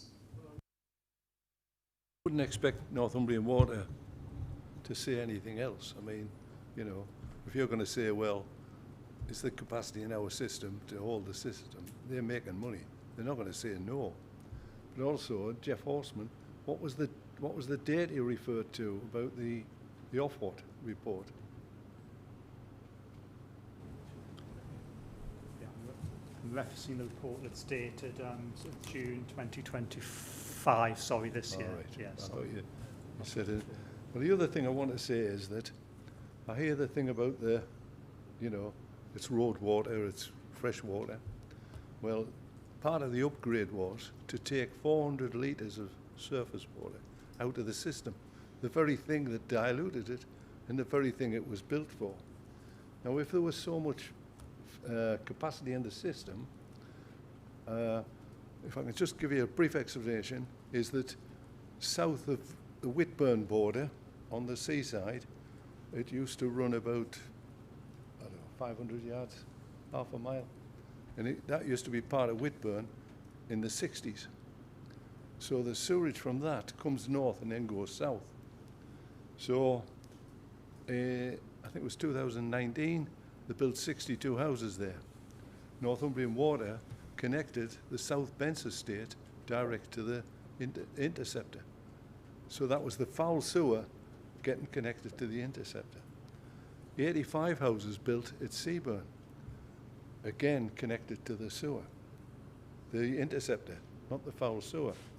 Now, I heard about the houses, but actually, since the permit was issued, there's been 600 houses in total added to the system in South Tyneside. In Sunderland, there's been 600 houses added, and the permit hasn't changed. And the dry weather flow cannot be what they're trying to say it is. So the other thing is that when I read it out earlier on, was that the actual, what I got told was there was no return flows.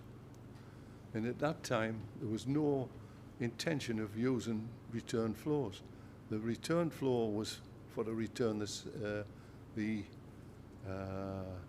they call them? What do they call the, where you scrape off the solids? Screenings. Return the screenings. So last year, it returned 300,000 tonnes. It was only ever going to take 225,000 tonne. So on top of that, it was 1 million tonne. So to try and say it's only surface water, and my colleague Steve, I mean, he has the facts and figures, he goes into it, where it's not, you know, it's not raining, it's going in. But I hear them speaking, but you might have seen it, but I haven't seen the evidence to back up any of that, what they have said, or any facts or figures, because they're just not there. The system's wrong, and it was wrong from the very outset, and they don't want to admit that, which I can understand as well. But at the end of the day, when you look at me, I was born in Whitburn, I lived in Whitburn. A young boy, I played on the rocks. The rock pools were full of sea life, just fantastic. Now there's nothing. And to sit there and say, you know, everything's fancy and dandy, it's just wrong. And I'm only a member of the public, but again, for somebody, there's two planners to sit there and say, Northumbrian Water tells us that, so that takes away their responsibility. That just cannot be right. Thank you. Thank you, Mr. Latimer. I'll hear from Mr. Butler, and then I want to hear from Mr. Green, please. And then I'll come back to Northumbrian Water. Thank you, sir. At the start of the introduction to this session, you referred to catchment area maps that have been supplied to you relating to both Hendon and Howden. I'm seeking clarification because of Mr. Horsman's evidence. He's referred to certain sites that would go to Hendon and certain sites that would go to Howden. Is that map available to the inquiry, please? Examination, please. It is. I think it's at Appendix 12 of, is it the sewage document EMV 13? Or is it in the infrastructure delivery plan? I think it is available to the inquiry. I'll just verify whereabouts we have it. And if it isn't, then I see no reason to prevent us making it available. Thank you. Mr. Green, please. Yeah, gosh, where do you start? You know, what's seriously concerning about Felgate is that 83, you know, Howden, there's all of the paperwork from the Felgate development. I've got an FOI is going to go to Howden. Is that correct? Yeah. Now what they're saying is there's headroom and they're investing in further works. You know, but to simplify it, you know, that's possibly the sewage treatment works at the moment. They had lots of different housing, so picture, you know, 4 or 5 extra bottles. They pour it in, yeah. There's extra headroom for the first bottle, yeah. Pour it in. Add another bottle, and then add a 5-litre bottle from Felgate. And even if they add another one of them, it's going to totally overflow. Sorry. Sorry, it's... But, I mean, my concerns are, I mean, at the moment, you're seeing this headroom at the Howden site. I mean, I've got lists in front of us of storm overflows, and if you've got, you know, headway, you know, this is 2024. There's one, I'll not go right through them because there's a stack of them. One of them went 179 times. This is into Don Estuary in the River Tyne. One went 108 times. One went 111 times. One went 89 times. Yeah. Now, you know, the council in Northumbrian Water, I was actually at a sewerage, a surface against sewerage event at South Shields. And what we tend to call it is the ping pong table tennis blame game, where Councillor Ernest Gibson, who's the head of, I can't remember what it is. Can somebody help there? Is it environmental, ecological? What he said was, it's not South Tyneside fault, it's Northumbrian Water's fault, you know. And then what we have there is, so they blame each other, they say they'll do it, and then you have the developers coming in who say, we've been given permission to build, but it's not our fault, it's the responsibility of water companies, not applicants, so that's a three-way issue.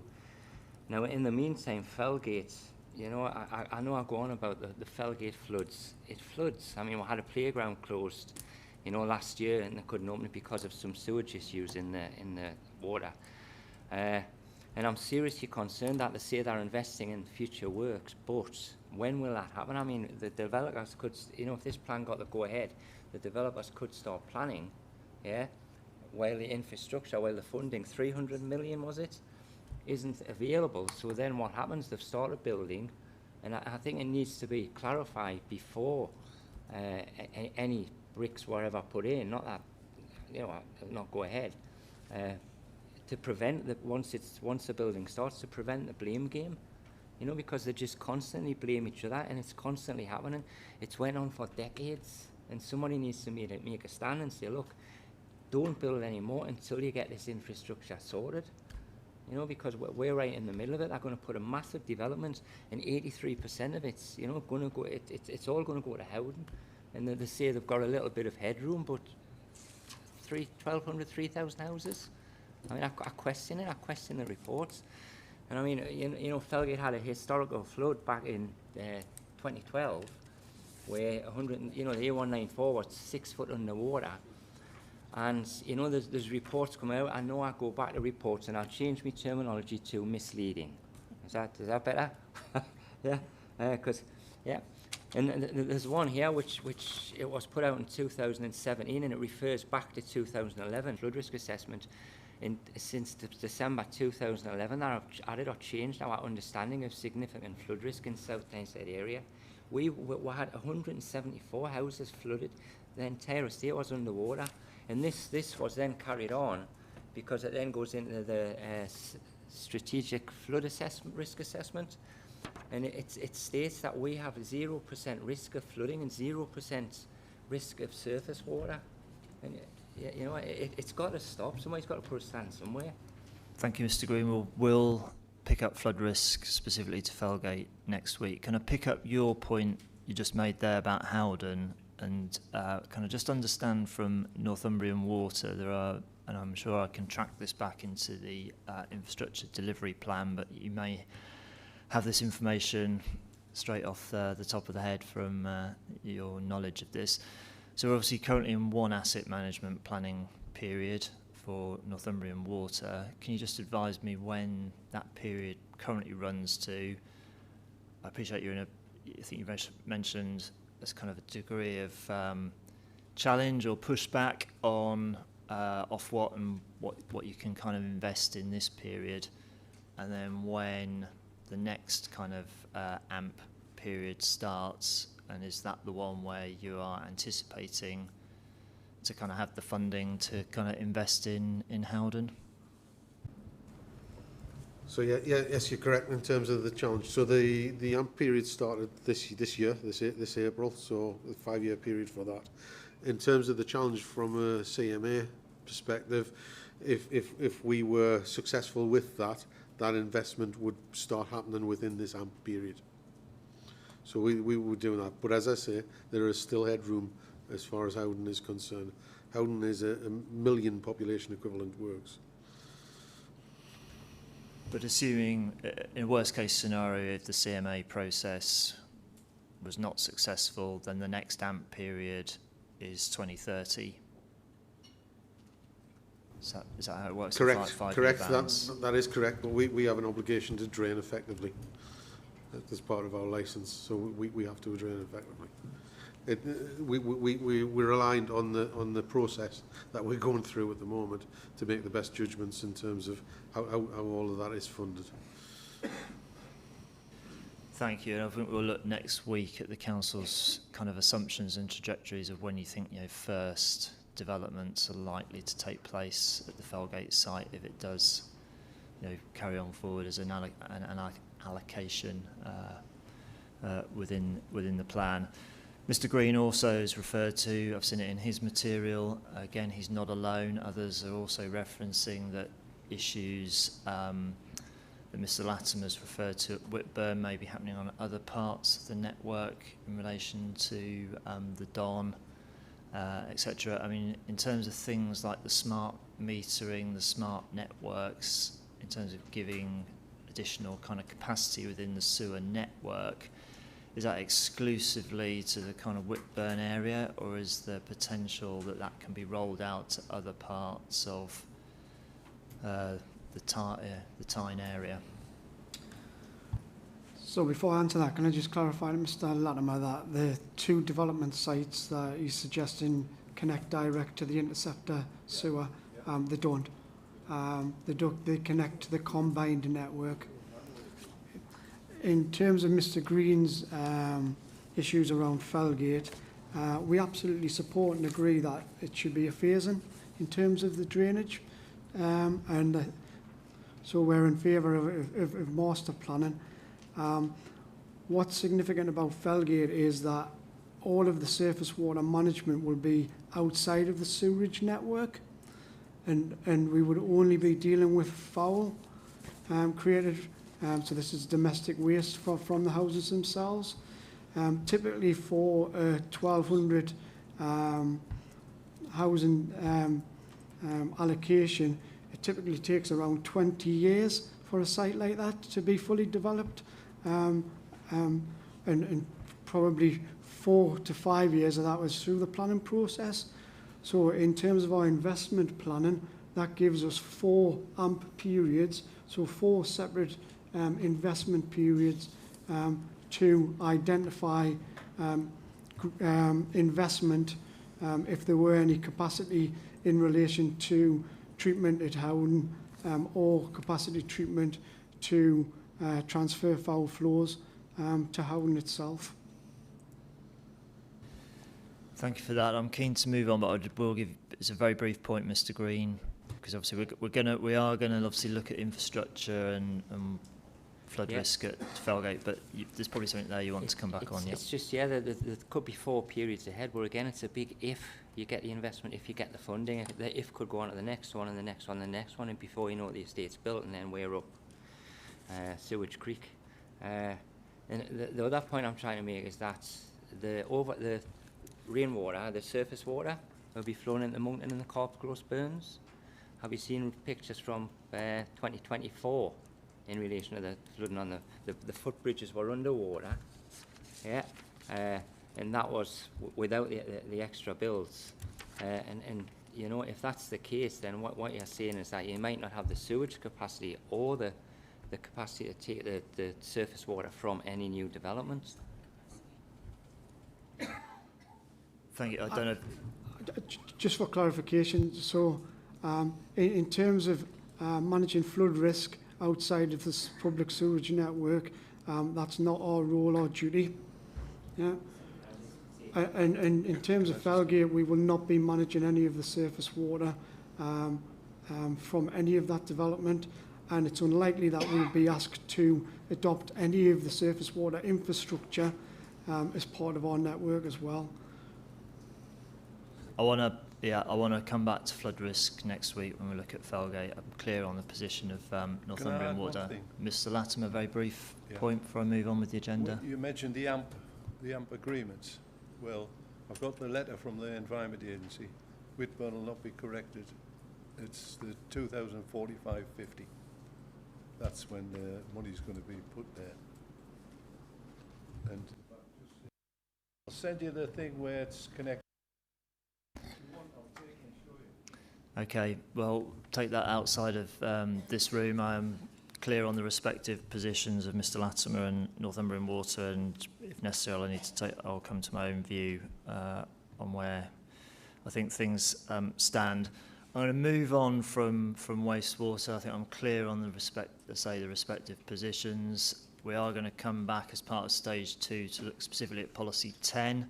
And I know that those who are advocating that the plan should have a policy similar to the Whitburn neighbourhood plan or something stronger. So we'll pick that up as part of that discussion. But I think I'm clear. I think Mr. Latimer, from your perspective and maybe from others, that the issues here are so significant in your view that we shouldn't be contemplating further development until, in your view, issues are resolved. So I'm taking all of that away, and we'll deliberate on it further. But I do want, within the time available, to just cover some further ground that's on the agenda before we close for today. So thank you, everybody, for those contributions, and to Northumbrian Water for agreeing to come along today. If people, we're going to be talking now, going back on the agenda, my agenda, to item 4, I think it is, in relation to employment. If anybody's got any kind of time constraints, or you're not here specifically for employment and you wish to leave, I won't be offended if you need to be somewhere else.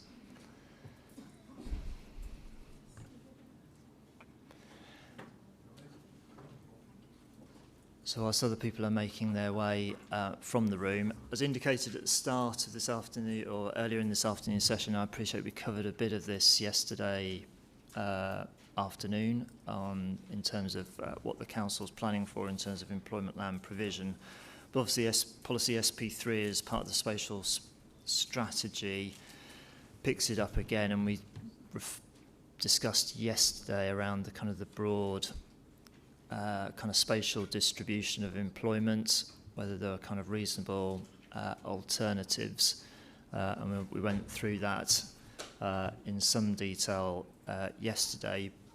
But in terms of my matters and issues questions 3.4 and 3.5, I think, again, comes back to the kind of the justification around the employment land provision generally being in the large parts of the north of the borough, where I think the council's evidence says employment land is tight, and perhaps from a qualitative perspective, there'll be some businesses that may prefer to kind of have a more sort of a better relationship to strategic road network or closer to the IAMP, whether that kind of is a kind of the council's approach remains a kind of an appropriate one for the spatial strategy when we're looking at employment. And then in terms of policy SB3, you specifically reference Port of Tyne and Wardley Colliery. Obviously, we're going to look at the second of those two at the end of this week. In terms of kind of, I understand about Wardley Colliery being specifically identified, but just perhaps to understand a little bit more about why the council kind of particularly kind of identified Port of Tyne within the spatial strategy and the significance of that. Is that you, Mr. Clifford?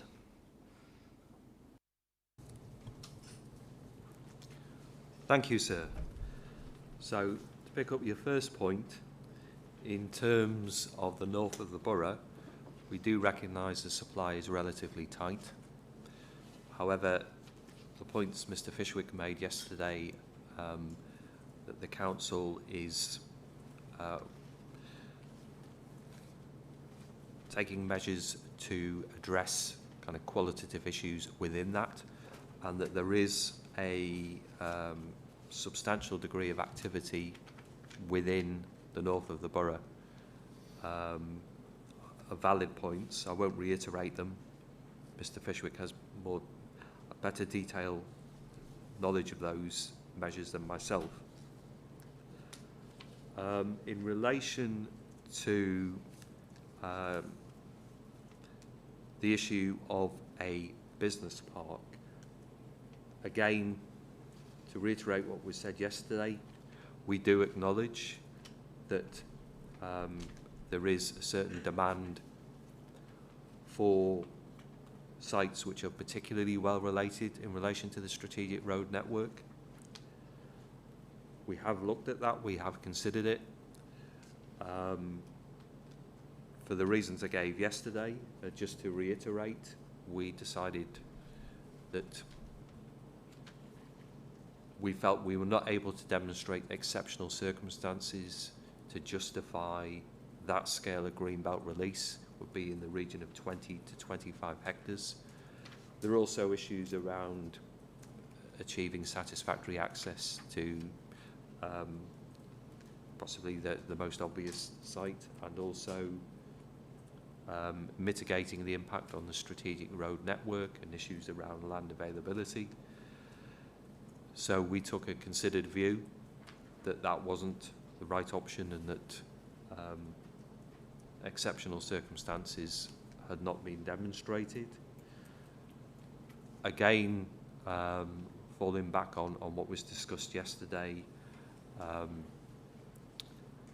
there are still opportunities within the existing land supply for which we have confirmed the allocation of for businesses which are connected to the supply chain for IAM to locate, and it's not absolutely necessarily critical for those businesses to locate in very close proximity to IAM. In respect of Wardley Colliery, there are a number of advantages to identifying that site. Although it does involve greenbelt release, it is a well-screened brownfield site, and in economic terms, it is suitable for B2. And whilst B2 general industrial, there's a variety of things which could come under that umbrella, it doesn't preclude something in the supply chain for IAM locating to there. And there's other advantages which set out in the council's response to MIQ 3.4. So it's obviously proximity to the A184, A194 junction, which is a key strategic junction. As I mentioned, it's previously developed land, and its proximity to the Follingsby Business Park in Gateshead. Importantly, it lies adjacent to the Leamside line, and obviously there are plans which have been supported for that line to be reopened.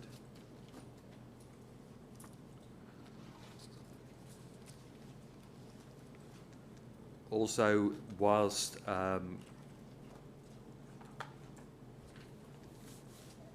it provides an opportunity for Thomas Armstrong, we are now aware that they no longer plan to expand, but they plan to market the site, probably subject to it being allocated in the plan in order to allow flexibility that it's no longer a greenbelt site.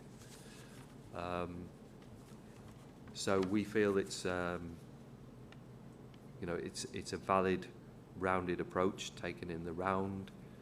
I hope that provides a succinct overview. Thank you. Yes, I'm sort of mindful we obviously covered some of this ground yesterday, so I think we probably kind of foreshadowed what might have come up this afternoon, so I'm not going to kind of explore or push it further. That's helpful. I'm not sure there's anybody here wishing to speak really on the kind of the employment side of the spatial strategy. And I obviously see from the council's response to my MIQ 3.5 the kind of regional significant support of Tyne and why it's got a kind of maybe got a specific reference, a name check within policy SP3. So just to kind of draw this session to a conclusion, it was my final sort of question and final item on the agenda is, in terms of whether, having had regard to all factors and everything we've kind of discussed this afternoon and people have referred to in statements, in terms of whether all relevant factors were taken into account in terms of developing an appropriate spatial strategy to meet and accommodate the development needs of the borough. I appreciate the council's answer is very succinct and it's yes, we have looked at everything. But I just want to be clear from other people around the table, as I said at the start, one of the purposes of the plan examinations is to understand whether there are potential changes needed to the plan and what they look like. Are people saying that there needs to be a significantly different spatial strategy than the one proposed? And I think I'm reasonably clear on the East Bolden perspective that you want your reference to East Bolden removed from policy SP3? Yes, thank you, sir. As we've outlined earlier in our evidence to the inquiry, we would argue that policy SP3 isn't sound. And we suggest 3 ways in which the policy could be modified to improve that situation. With regard to 3.2 regarding villages, the plan does not, in our opinion, secure the sustainability and vitality of the villages, as I explained earlier on in the hearing. Secondly, the proposed growth does not, in our opinion, respect the distinctive character of each village. Again, I've gone into some detail about that earlier today. And finally, we would suggest that policy 3.4 is amended to remove the allocation of village sustainable growth areas for the reasons that we've already outlined.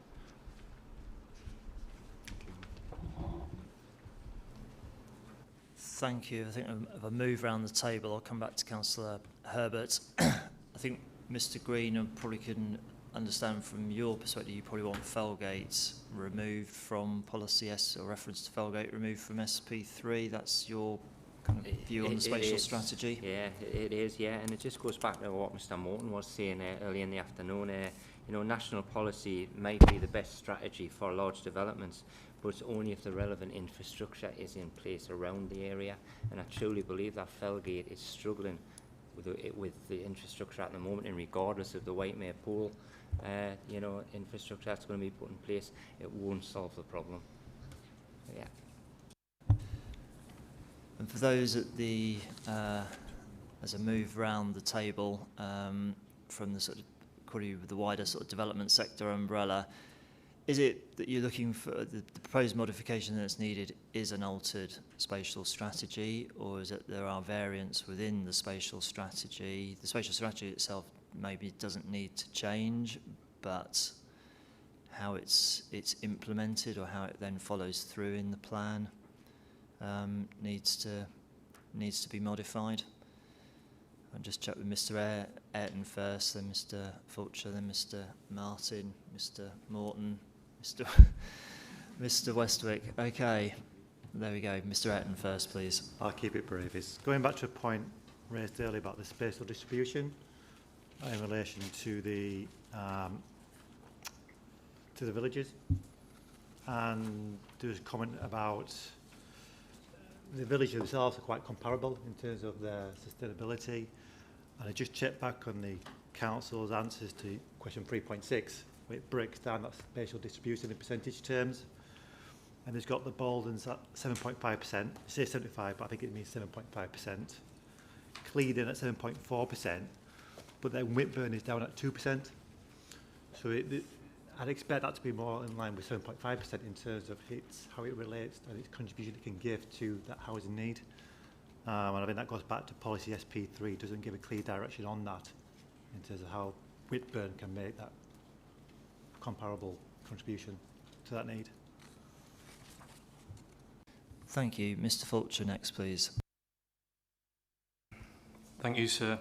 It's not so much a criticism of the spatial strategy. I think it goes back to what we discussed this morning in relation to housing requirements, and where we feel that they're not where they need to be currently, in light of the affordable needs that we discussed, as well as employment growth. So we don't necessarily object to a large strategic allocation such as Felgate, but I think with the challenges that comes with in terms of infrastructure and timescales, I think what we're proposing is that the villages need to be reassessed in terms of sites within them to meet that short-term need for small and medium-sized sites.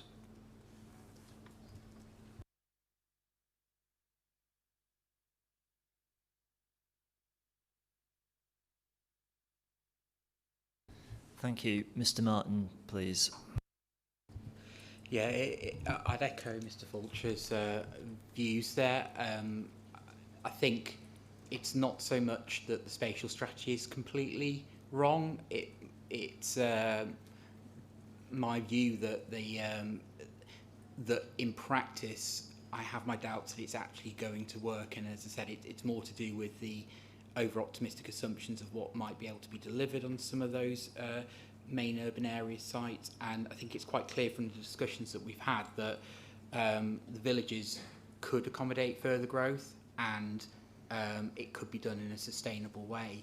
And I think, following on from Mr. Fulcher's point, if you take that alongside the need, we believe, for a further uplift in the amount of homes that are required in the plan, I think that points you in a direction of needing to find additional sites, and where those additional sites should be at the villages, I think have got more capacity to take additional growth. Thank you.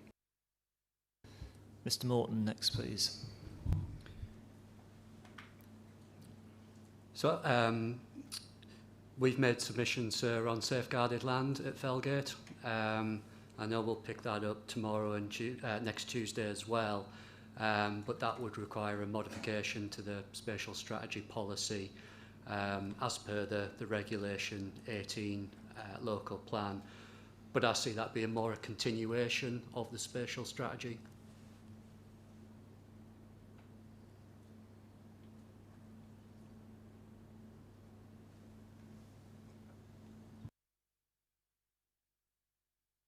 Thank you. Is it Mr. Smith No, not Ms. Smith. Mr. Westwick next, please. Thank you. Hi, sir. You'd be very pleased to hear I've got nothing further to add. At the end of this table, Mr. Ed and Mr. Martin and Mr. Fulcher covered my point and fully support additional growth in the villages. Yeah, finally, Mr. Thompson. Yeah, thank you. Just reiterating what's been said, the villages can accommodate more growth. I think there's a bit of an over-reliance on the delivery of Felgate, and the villages could take up some of that capacity, particularly in the short term. Thank you. I'm going to move on. Before I do, is it a very brief point, Mr. Butler? Sorry, Mr. Herbert, I need to... Councillor, my peripheral vision is letting me down. Councillor Herbert next, please. Sorry. Thank you. It's not surprising developers want to see more green belt development because that's where it's more profitable. But to remove the green belt, you need to prove exceptional circumstances, and increasing profits for developers is not an exceptional circumstance. I think we've got to remember the original purpose of the green belt. One of them is to prevent urban sprawl. There's also, you need to keep the villages as villages. At one point, if you keep taking away the green belt, there'll not be villages anymore. So now I think we look at the population projections don't support the amount of housing that's been proposed. I think there's alternative sites in urban areas which should be explored before we look at green belt development. And we've suggested a few already, and I think there's probably many more within the borough. Thank you. Thank you. Mr. Butler, please.